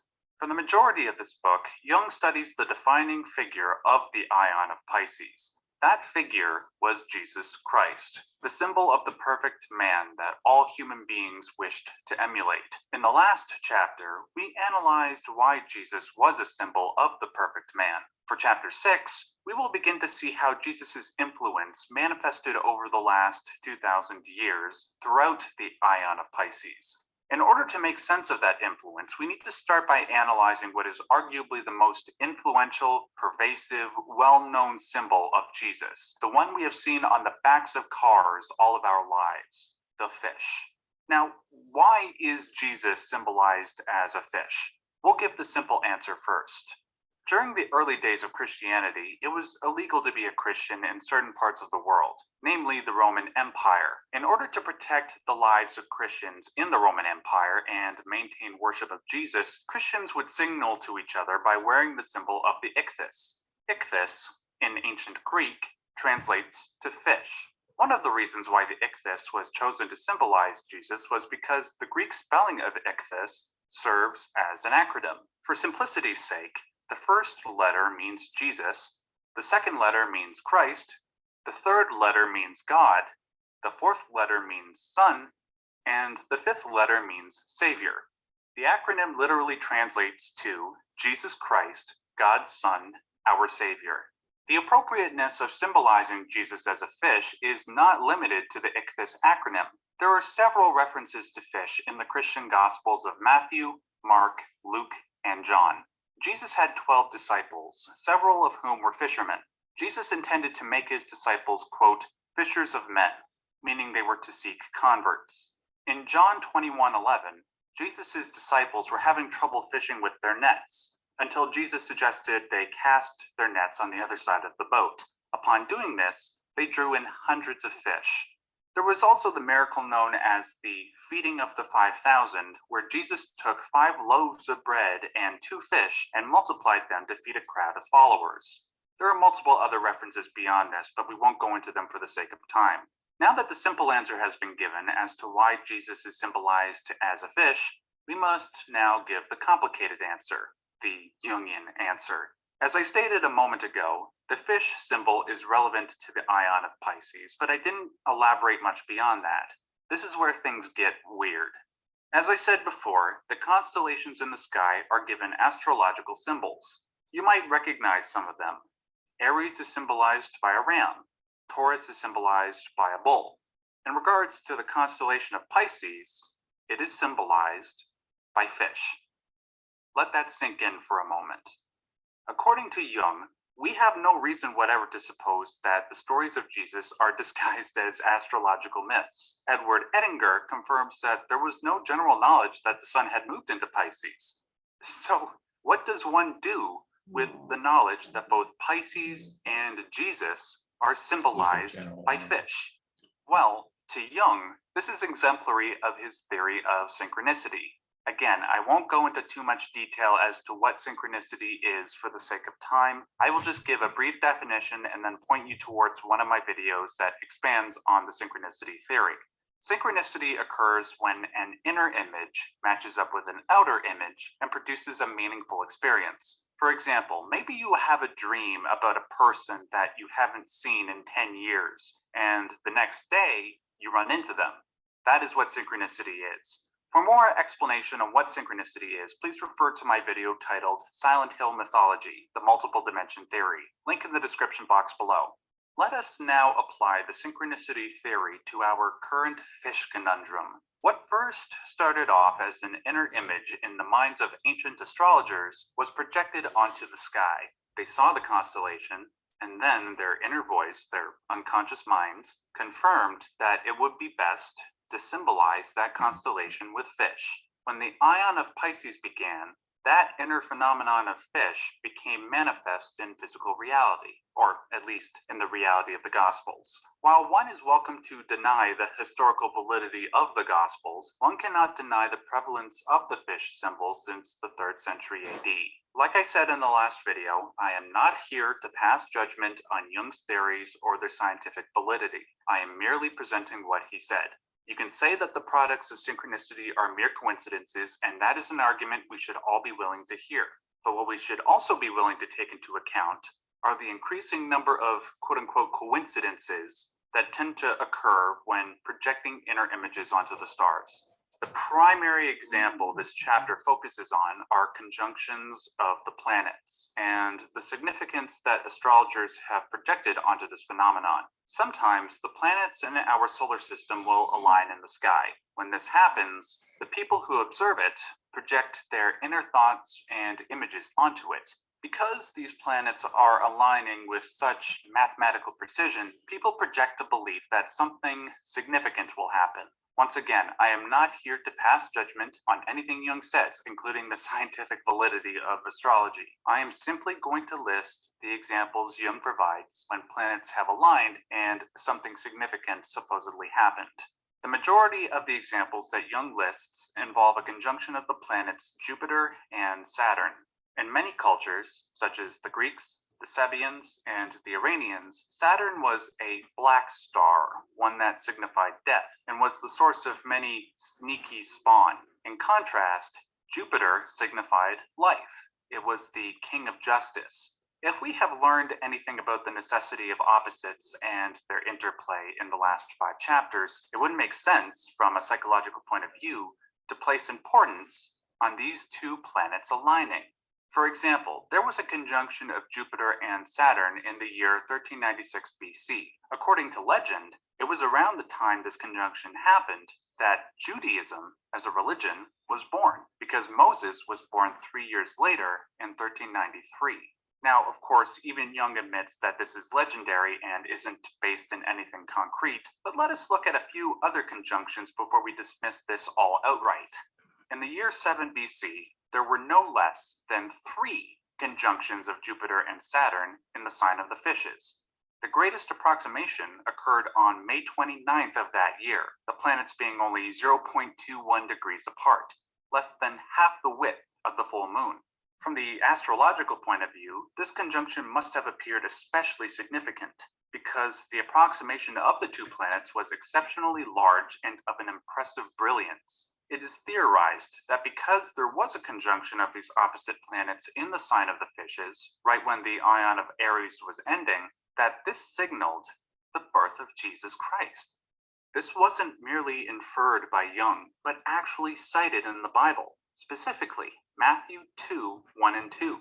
After Jesus was born in Bethlehem in Judea during the time of King Herod, Magi from the east came to Jerusalem and asked, "Where is the one who has been born King of the Jews? We saw his star when it rose and have come to worship him." According to Jung, this extraordinary constellation inferred an equally extraordinary birth. This anecdote proves that Christ, possibly even at the time of the apostles, was viewed from the astrological standpoint, or was at least brought into connection with astrological myths. Now, let us take a step back from conjunctions for a moment. Before we move on, it is necessary to address a potential discrepancy that some of you might have picked up on. If Jesus is symbolized as a fish and was born under the sign of the fishes, why aren't there 2 messiahs? Isn't it reasonable, going by the logic of astrology, to assume that if one projects 2 fishes into the sky, that would indicate 2 messiahs in the Ion of Pisces? This is an important observation, and in order to address it effectively, I will use an illustration from Edinger's Ion lectures. What you see here is the way the constellation of Pisces looks like in relation to the path the sun takes through the heavens. Look at how the vertical fish is positioned. The first fish is labeled as Christ because the years of Christianity's development run parallel to the sun's position in relation to the first fish, which is roughly 1,000 years. But that leaves the second fish. What is the second fish? Once again, Jung evokes the necessity of opposites. The second fish represents Antichrist. As we discussed in the last chapter, there is an opposite element for pretty much anything, for without it, there is no dimension. For Christ, he too needs his opposite. Jung backs up his assertion by listing the important Christian events that happened in the age of the first fish, and the anti-Christian events that happened in the age of the second fish. Oddly enough, these events tend to follow a somewhat mathematical procession, with each key event happening every 500 years or so. Nothing is quite precise, but nonetheless, the key events cluster around the nodal points of 500 years. For example, in the year 529 AD, there was the establishment of the first monastery by Saint Benedict, a very important moment in the development of the Christian faith. The importance of this event is heightened when one takes into account that, like with Christ's birth, a conjunction of Jupiter and Saturn happened roughly 2 years later. Around the midpoint of the Ion of Pisces, when the age of the second fish was just beginning, were the beginnings of Christian heresies and cults, the challenging of Christian doctrine. The instigator of these was Joachim of Flora. Joachim was an Italian theologian and an apocalyptic thinker. After experiencing a religious vision, Joachim was motivated to conceive of the Christian Trinity as an historical process. To him, the 1,000 years which preceded Jesus Christ was the age of the Father. The 1,000 years that followed after that, naturally, were the age of Jesus. For the period of 1,000 years that would lead up to 2000 AD, Joachim conceived of this as the age of the Holy Spirit. Where the prior ages were based on a subordination of oneself to God Jesus, and the church, this new age would be like a subordination to the forces of one's unconscious mind. The Holy Spirit that lived within each person would govern one's thoughts and actions. The natural consequence of this notion was that people didn't need God, that they constituted heaven, that they were supermen who could enact a critical approach to the Gospels. Jung attributes these movements as the beginning of the anti-Christian sentiment, which would define the next millennium, a sentiment that was brought about by an unconscious vision. In Jung's mind, Joachim was seized by an archetype. His unconscious contents directed his conscious actions. If this weren't the case, Joachim would not have ushered in a doctrine that was so heretical and subversive, so thoroughly condemned by his contemporaries. The only way a pious man like Joachim could have done this is if he was seized by the spirit, the archetype that would define the new anti-Christian era. While Joachim's perspective was modern in its outlook and is more or less adopted by many religious people today, it was also the precursor to something malevolent. The belief that one did not need God and could be critical of the Gospels was the top of the slippery slope. Even though the Spirit of God animated these movements, the Spirit became non-spiritual, and that vitalizing archetype gradually degenerated into rationalism, intellectualism, and doctrinarism. This is what constitutes the nodal point of 1500 AD. The movements that cropped up around this time were increasingly anti-Christian in their orientation. The Renaissance, the Reformation, the Enlightenment, the French Revolution, the emergence of science, and the theory of evolution, all of which brought about their positive elements, obviously, but also brought about their negative elements, vis-a-vis the necessity of opposites. The key negative element that Jung takes issue with is what was illustrated in the last chapter. Though these anti-Christian movements had their value with criticizing superstition, technological advancement, and the like, it also resulted in what Nietzsche referred to as the death of God, the decimation of the moral structures that had bolstered billions of people for thousands of years. The consequence of the death of God was the advent of nihilism and totalitarianism. Without that higher state to aspire to, symbolized by God and Jesus, people would either revert to a worship of nothing or replace their worship of God with worship of the state. In order to solve what Jung referred to as this tragedy of modern times, the human species would have to bring these irreconcilable opposites into balance. They would have to recognize the positive and negative elements in the symbolically Christian and the symbolically anti-Christian stance and bring them into a state of wholeness. The process of unifying the opposites is theoretically what will follow in the next ion, the ion of Aquarius. Aquarius is symbolized as a water bearer, and this makes sense because what do fish swim in? Water. When the Christian and anti-Christian forces have been fully established, they will need to come together somehow in the water they both occupy. Now, when that will happen is dubious. It's also dubious whether the anti-Christian age is completely done, given the unprecise nature of astrological measurement. This is why I said the Antichrist might be still coming at the end of the last video. If Jesus was birthed at the beginning of the Ion of Pisces, maybe the Antichrist will be birthed at the end. However, this is predicated on one's belief that these sentiments can be personified in the human body. Nonetheless, this pair of opposites will need to be brought into balance. Otherwise, we suffer the negative consequences of one or both sentiments. If Jung's point of view on this has any validity, that the opposites need to come together, one should be rightly terrified. After all, given the state of our public discourse, how willing we are to vilify the other side for merely having an opinion, it doesn't seem like unification is going to happen anytime soon.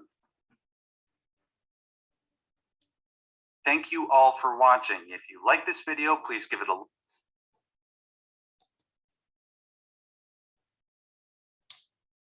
Okay. I'm just looking at the time. Let's see how long this thing is. let's go through this, and that'll be it.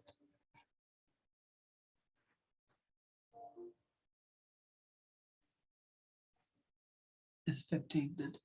At the end of the last I think you should video, ask I people attempted if to they wanna do clarify Carl Jung's beliefs. Though he has analyzed topics such as religion, astrology, and the supposed prophecies inherent to both, he is not expressing a belief in their validity. What Jung has expressed a belief in is the existence of the unconscious, one that is personal to each of us and one that is collective. Jung believes that the unconscious force is autonomous and is trying to make us conscious of certain patterns inherent to human existence. These patterns include the aforementioned necessity of opposites, the universal human striving towards self-improvement, and more. When Jung analyzes religious and astrological material, he is trying to find those unconsciously produced patterns. He is not saying definitively that these patterns are pointing to some transcendent meaning. He's merely just pointing them out. For this chapter, I will present more of the patterns Jung has observed. On top of this, I will present how these patterns relate back to two key topics we have discussed in previous videos. One,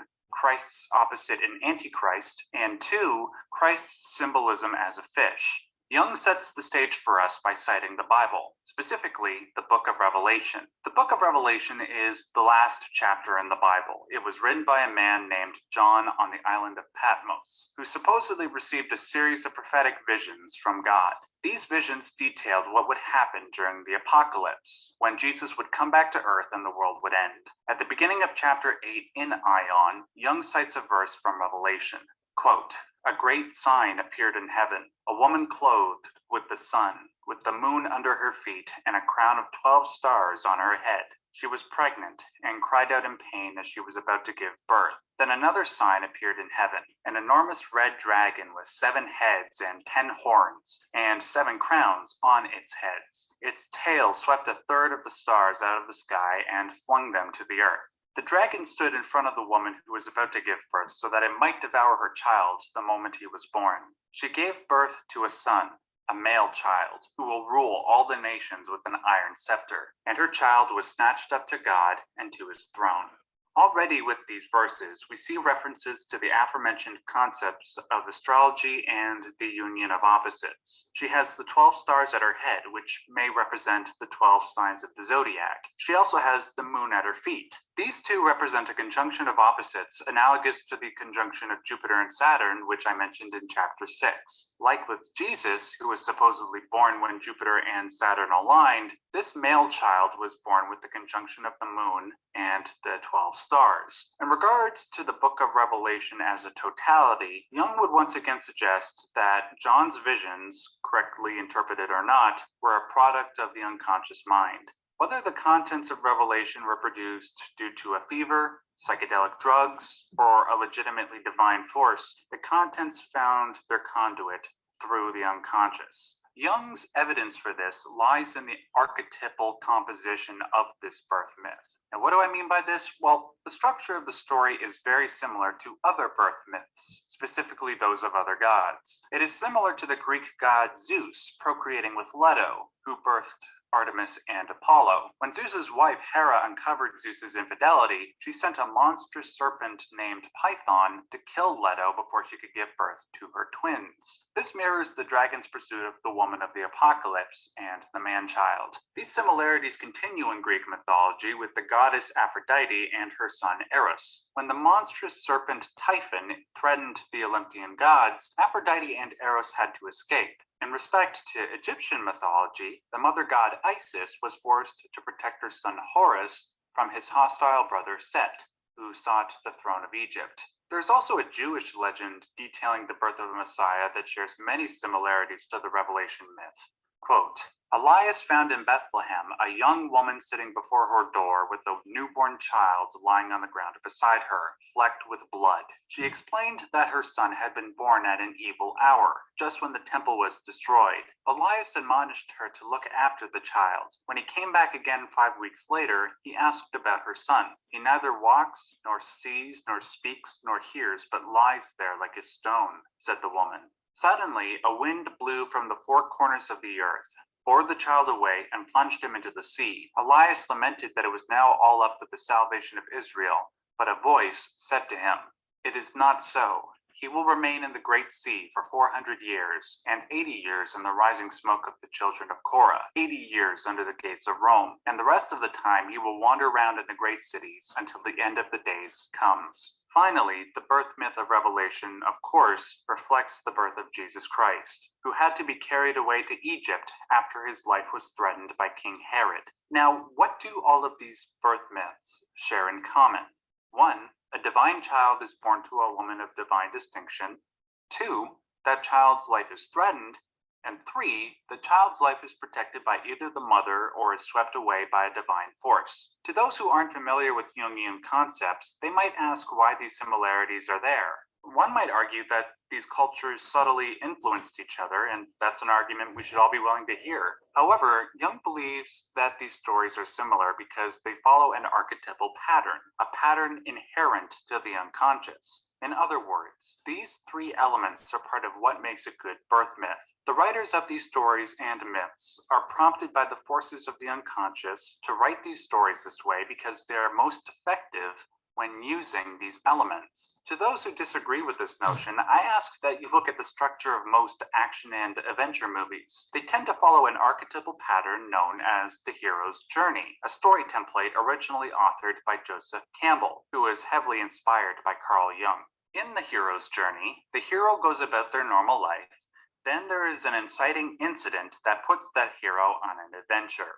That hero goes on to become a better person, defeat the bad guy, save the love interest, and make his community better through his efforts. There are other elements to the hero's journey, but those are the most essential elements of it. Now I ask you to take that template and think about all of your favorite movies. How many of them follow a similar path? The reason why they have that template is because it is archetypal. It is a pattern that people unconsciously identify with. Even though the hero's journey will differ in detail from story to story, the underlying pattern is the same. This is what Jung is trying to illustrate in this chapter with the birth myth. The birth myth, along with the hero's journey, are both archetypes of the collective unconscious. With all of this being said, we have yet to relay it back to the title of this chapter. There is yet to be a mention of Christ's symbolism in the fish or Christ's opposite, an antichrist, all of which were promised at the beginning of this video. All of these details are present in the aforementioned stories. Let us begin with Jung's commentary on the nature of the Messiah in the Jewish and Christian stories. Jung notes that in the Revelation myth, along with several other messianic prophecies in the Bible, there are different depictions of the Messiah, one who is meek and humble, and another that is demonic and conquering. In Revelation 5, there is a lamb with 7 eyes and 7 horns. This lamb is supposed to be analogous to Christ, who was often symbolized by a lamb, a ram, or a shepherd. From an astrological point of view, this is pretty appropriate, because at the time of Christ's birth, the Ion of Aries, symbolized by a ram, was expiring. This lamb of the apocalypse is a bellicose lamb, a conqueror. The mighty ones of the earth will have to hide from his wrath. This lamb is just about everything that Jesus appears not to be. It is reminiscent of the Messiah promised in Psalm 2. Quote, "Ask and I will give you the nations for your heritage, the ends of the earth for your domain. With iron scepter you will break them, shatter them like potter's ware." This form of Jesus is a stark contrast to the suffering Messiah presented in the Gospels, the one prophesied in Isaiah 52 as a man punished by God. So, what do we make of these dual depictions of Jesus? To Jung, the repetition of the birth of the Messiah from the Gospels to Revelation indicate the birth of the Messiah's light side and the Messiah's dark side. Jung speculated that at the end of time, this dark side will unite with the light side, and thus bring forth the totality of the Jungian self, the union of opposites. Granted, this is just Jung's speculation, but his speculation will be backed up further in the next video. These two sides of the Messiah are often overlooked by Christian circles because it threatens their conception of the God image, the Jungian self. This goes back to what we discussed in chapter 5 with the Christian Provatio Boni doctrine, where Jesus is supposedly exclusively good, and nothing bad or evil emanates from him. They are trying to protect Jesus's conception as purely good because anything that challenges that would, in turn, challenge their faith. In order to do this, they try to cast his dark elements onto something else, hence the demonic lamb of the apocalypse. This extends to the Christian conception of God as well. In Jung's eyes, he too has a dark side. Once again, this topic will be discussed in depth in the next video. However, I will lead into that topic by finally addressing the symbol of the fish. The symbolization of gods with fish extends cross-culturally. It is also a product of the unconscious. For example, the first avatar of the Hindu god Vishnu was a fish, who saved the first man, Manu. The aforementioned Aphrodite and Eros, when threatened by Typhon, transformed themselves into fish to hide their identity. The aforementioned Jewish prophecy of the Messiah being wafted into the sea is also suggestive of fish. These are just a few of the examples Jung cites, and a few in the totality of world religions. The final example of fish symbolism that I would like to cite from Jung is his citing of the Book of Tobit. The Book of Tobit is not a book you will find in Protestant or Jewish Bibles, but in Catholic Bibles, which take their contents from the Greek Old Testament. The following summation of the Book of Tobit is taken from Edinger's Ion Lectures. The book features the titular man, Tobit, a man who is old, blind, and praying for death. One day, Tobit asks his son Tobias to go to a city named Medea to fetch his deposit of silver. Tobias sets out to Medea with a fellow traveler named Raphael. On the first night of their journey, they camped out by the Tigris River, or is it Tigris? I can't remember. All of a sudden, a great fish leapt out and attempted to swallow Tobias's foot. Raphael told Tobias to catch the fish and extract its gall. After retrieving the silver and returning to his father, Raphael instructed Tobias to apply the gall to Tobit's eyes. Upon doing this, the father's sight was restored. When this happened, Raphael revealed himself as an angel and flew away. Jung cites this story because it represents all of Ion's key teachings up until this point. Like Jesus, who is a symbol of the Jungian self via the union of opposites and is also symbolized as a fish, the fish in this story both has a light side and a dark side. It threatens Tobias, but it also contains the cure for his father's blindness. It is simultaneously good and evil, just like the Jungian self. The story is also symbolic of Jung's theory of the shadow. Tobias confronts the threatening fish, which is analogous to the unknown threatening shadow, and then takes its curative contents, which is, of course, analogous to integrating the unconscious contents. As we have stated from the beginning of this series, there is an opposite to all things, or without it, there is no dimension. It is an archetype of the unconscious. Even a fish is not exempt from this rule. To use Edinger's words, it is an image of the cold-blooded, undifferentiated, primordial infantile psyche, the original concupiscence. The other side of its meaning, in its identification with Christ and the whole Ion, is as a symbol of the self. If the God image, the Jungian self, is a union of opposites, and these opposites are latent in fish, one might be motivated by unconscious forces to symbolize that God with fish. One thing that Jung left out of this chapter was how the highest God, the Father of Jesus in Christian tradition and Yahweh in Jewish tradition, may also be symbolized by fish. If Jesus has his necessary dark side, symbolized by the Antichrist fish in the Ion of Pisces, what about the nature of God? Jung theorized that God too has his second fish, his dark side. This fish is mentioned throughout the apocalyptic writings of Jewish tradition and briefly in the biblical story of Job. That fish has a name. It is a monstrous fish that resides in the deep and will only reveal itself at the end of the world. That fish is Leviathan.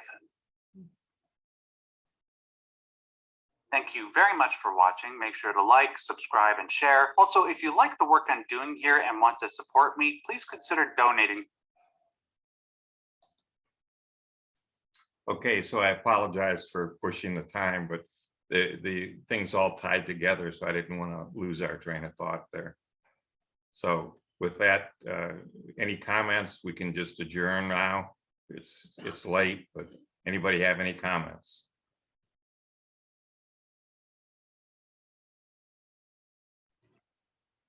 I feel like things are starting to make more and more sense. The longer I'm in this class, I'm starting to actually get some of the threads, and that was exciting for me tonight.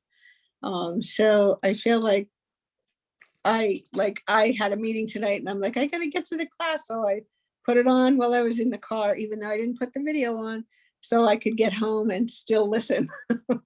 But that's all I want to say. I thank you both, and happy Easter, or whatever you celebrate, spring equinox or whatever it is. Oh, thank I you. say happy birthday, but thank you, Cheryl. That's exciting that you think it's exciting. That's wonderful to me. Yeah, well, like polarity and synchronicity, and the opposites, and how they really go together, even though they're paradoxical. I'm starting to see these patterns, and I'm starting to see that they're throughout. What I like the most is this. I think there's a real trend today to try to have interdisciplinary education.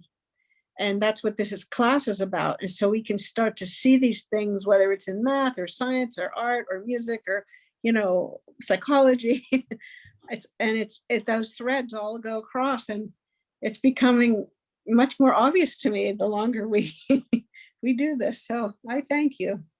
Oh, that really is exciting. Thank you. Yeah, a lot of work. It's good stuff though. So it seems to me that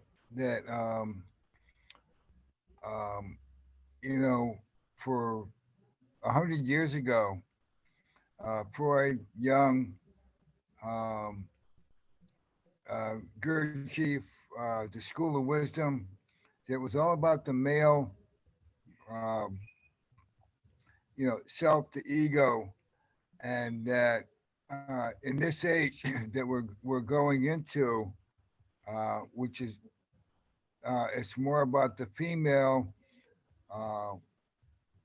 oneness and bringing together. It's more horizontal. So I think we need to blow up these vertical silos that we've created, and start branching out horizontally instead of vertically. I don't know if that makes sense, but anybody else is seeing that? Oh, that's a good point. Oh, we like seeing the way it comes together. This is, this is a vision of how it may come together. But the more you look at the myths, and the myths of various cultures, not only our heritage, which is so, Greco-Roman, it's there. And I know you're a fan of Joseph Campbell, Bud, and they weren't making this up. The connections are really there. I think they're, if anything, more elaborate. I think that's really exciting, and I think that the hope that Jung offers is integration of the opposites. Right. I feel like the Western culture has just begun to scratch the surface of Jung's work, and I feel he was a prophet for this age, for the the Aquarian He was the age. Moses of the age of Aquarius. Right. Like that. Well, good night, everyone. Happy holidays. Good night. Happy Easter, Passover, whatever. Happy rebirthday. Happy solstice, whatever. Night, Okay. night, everyone. Night. Good. Good night. Bye-bye. See you soon.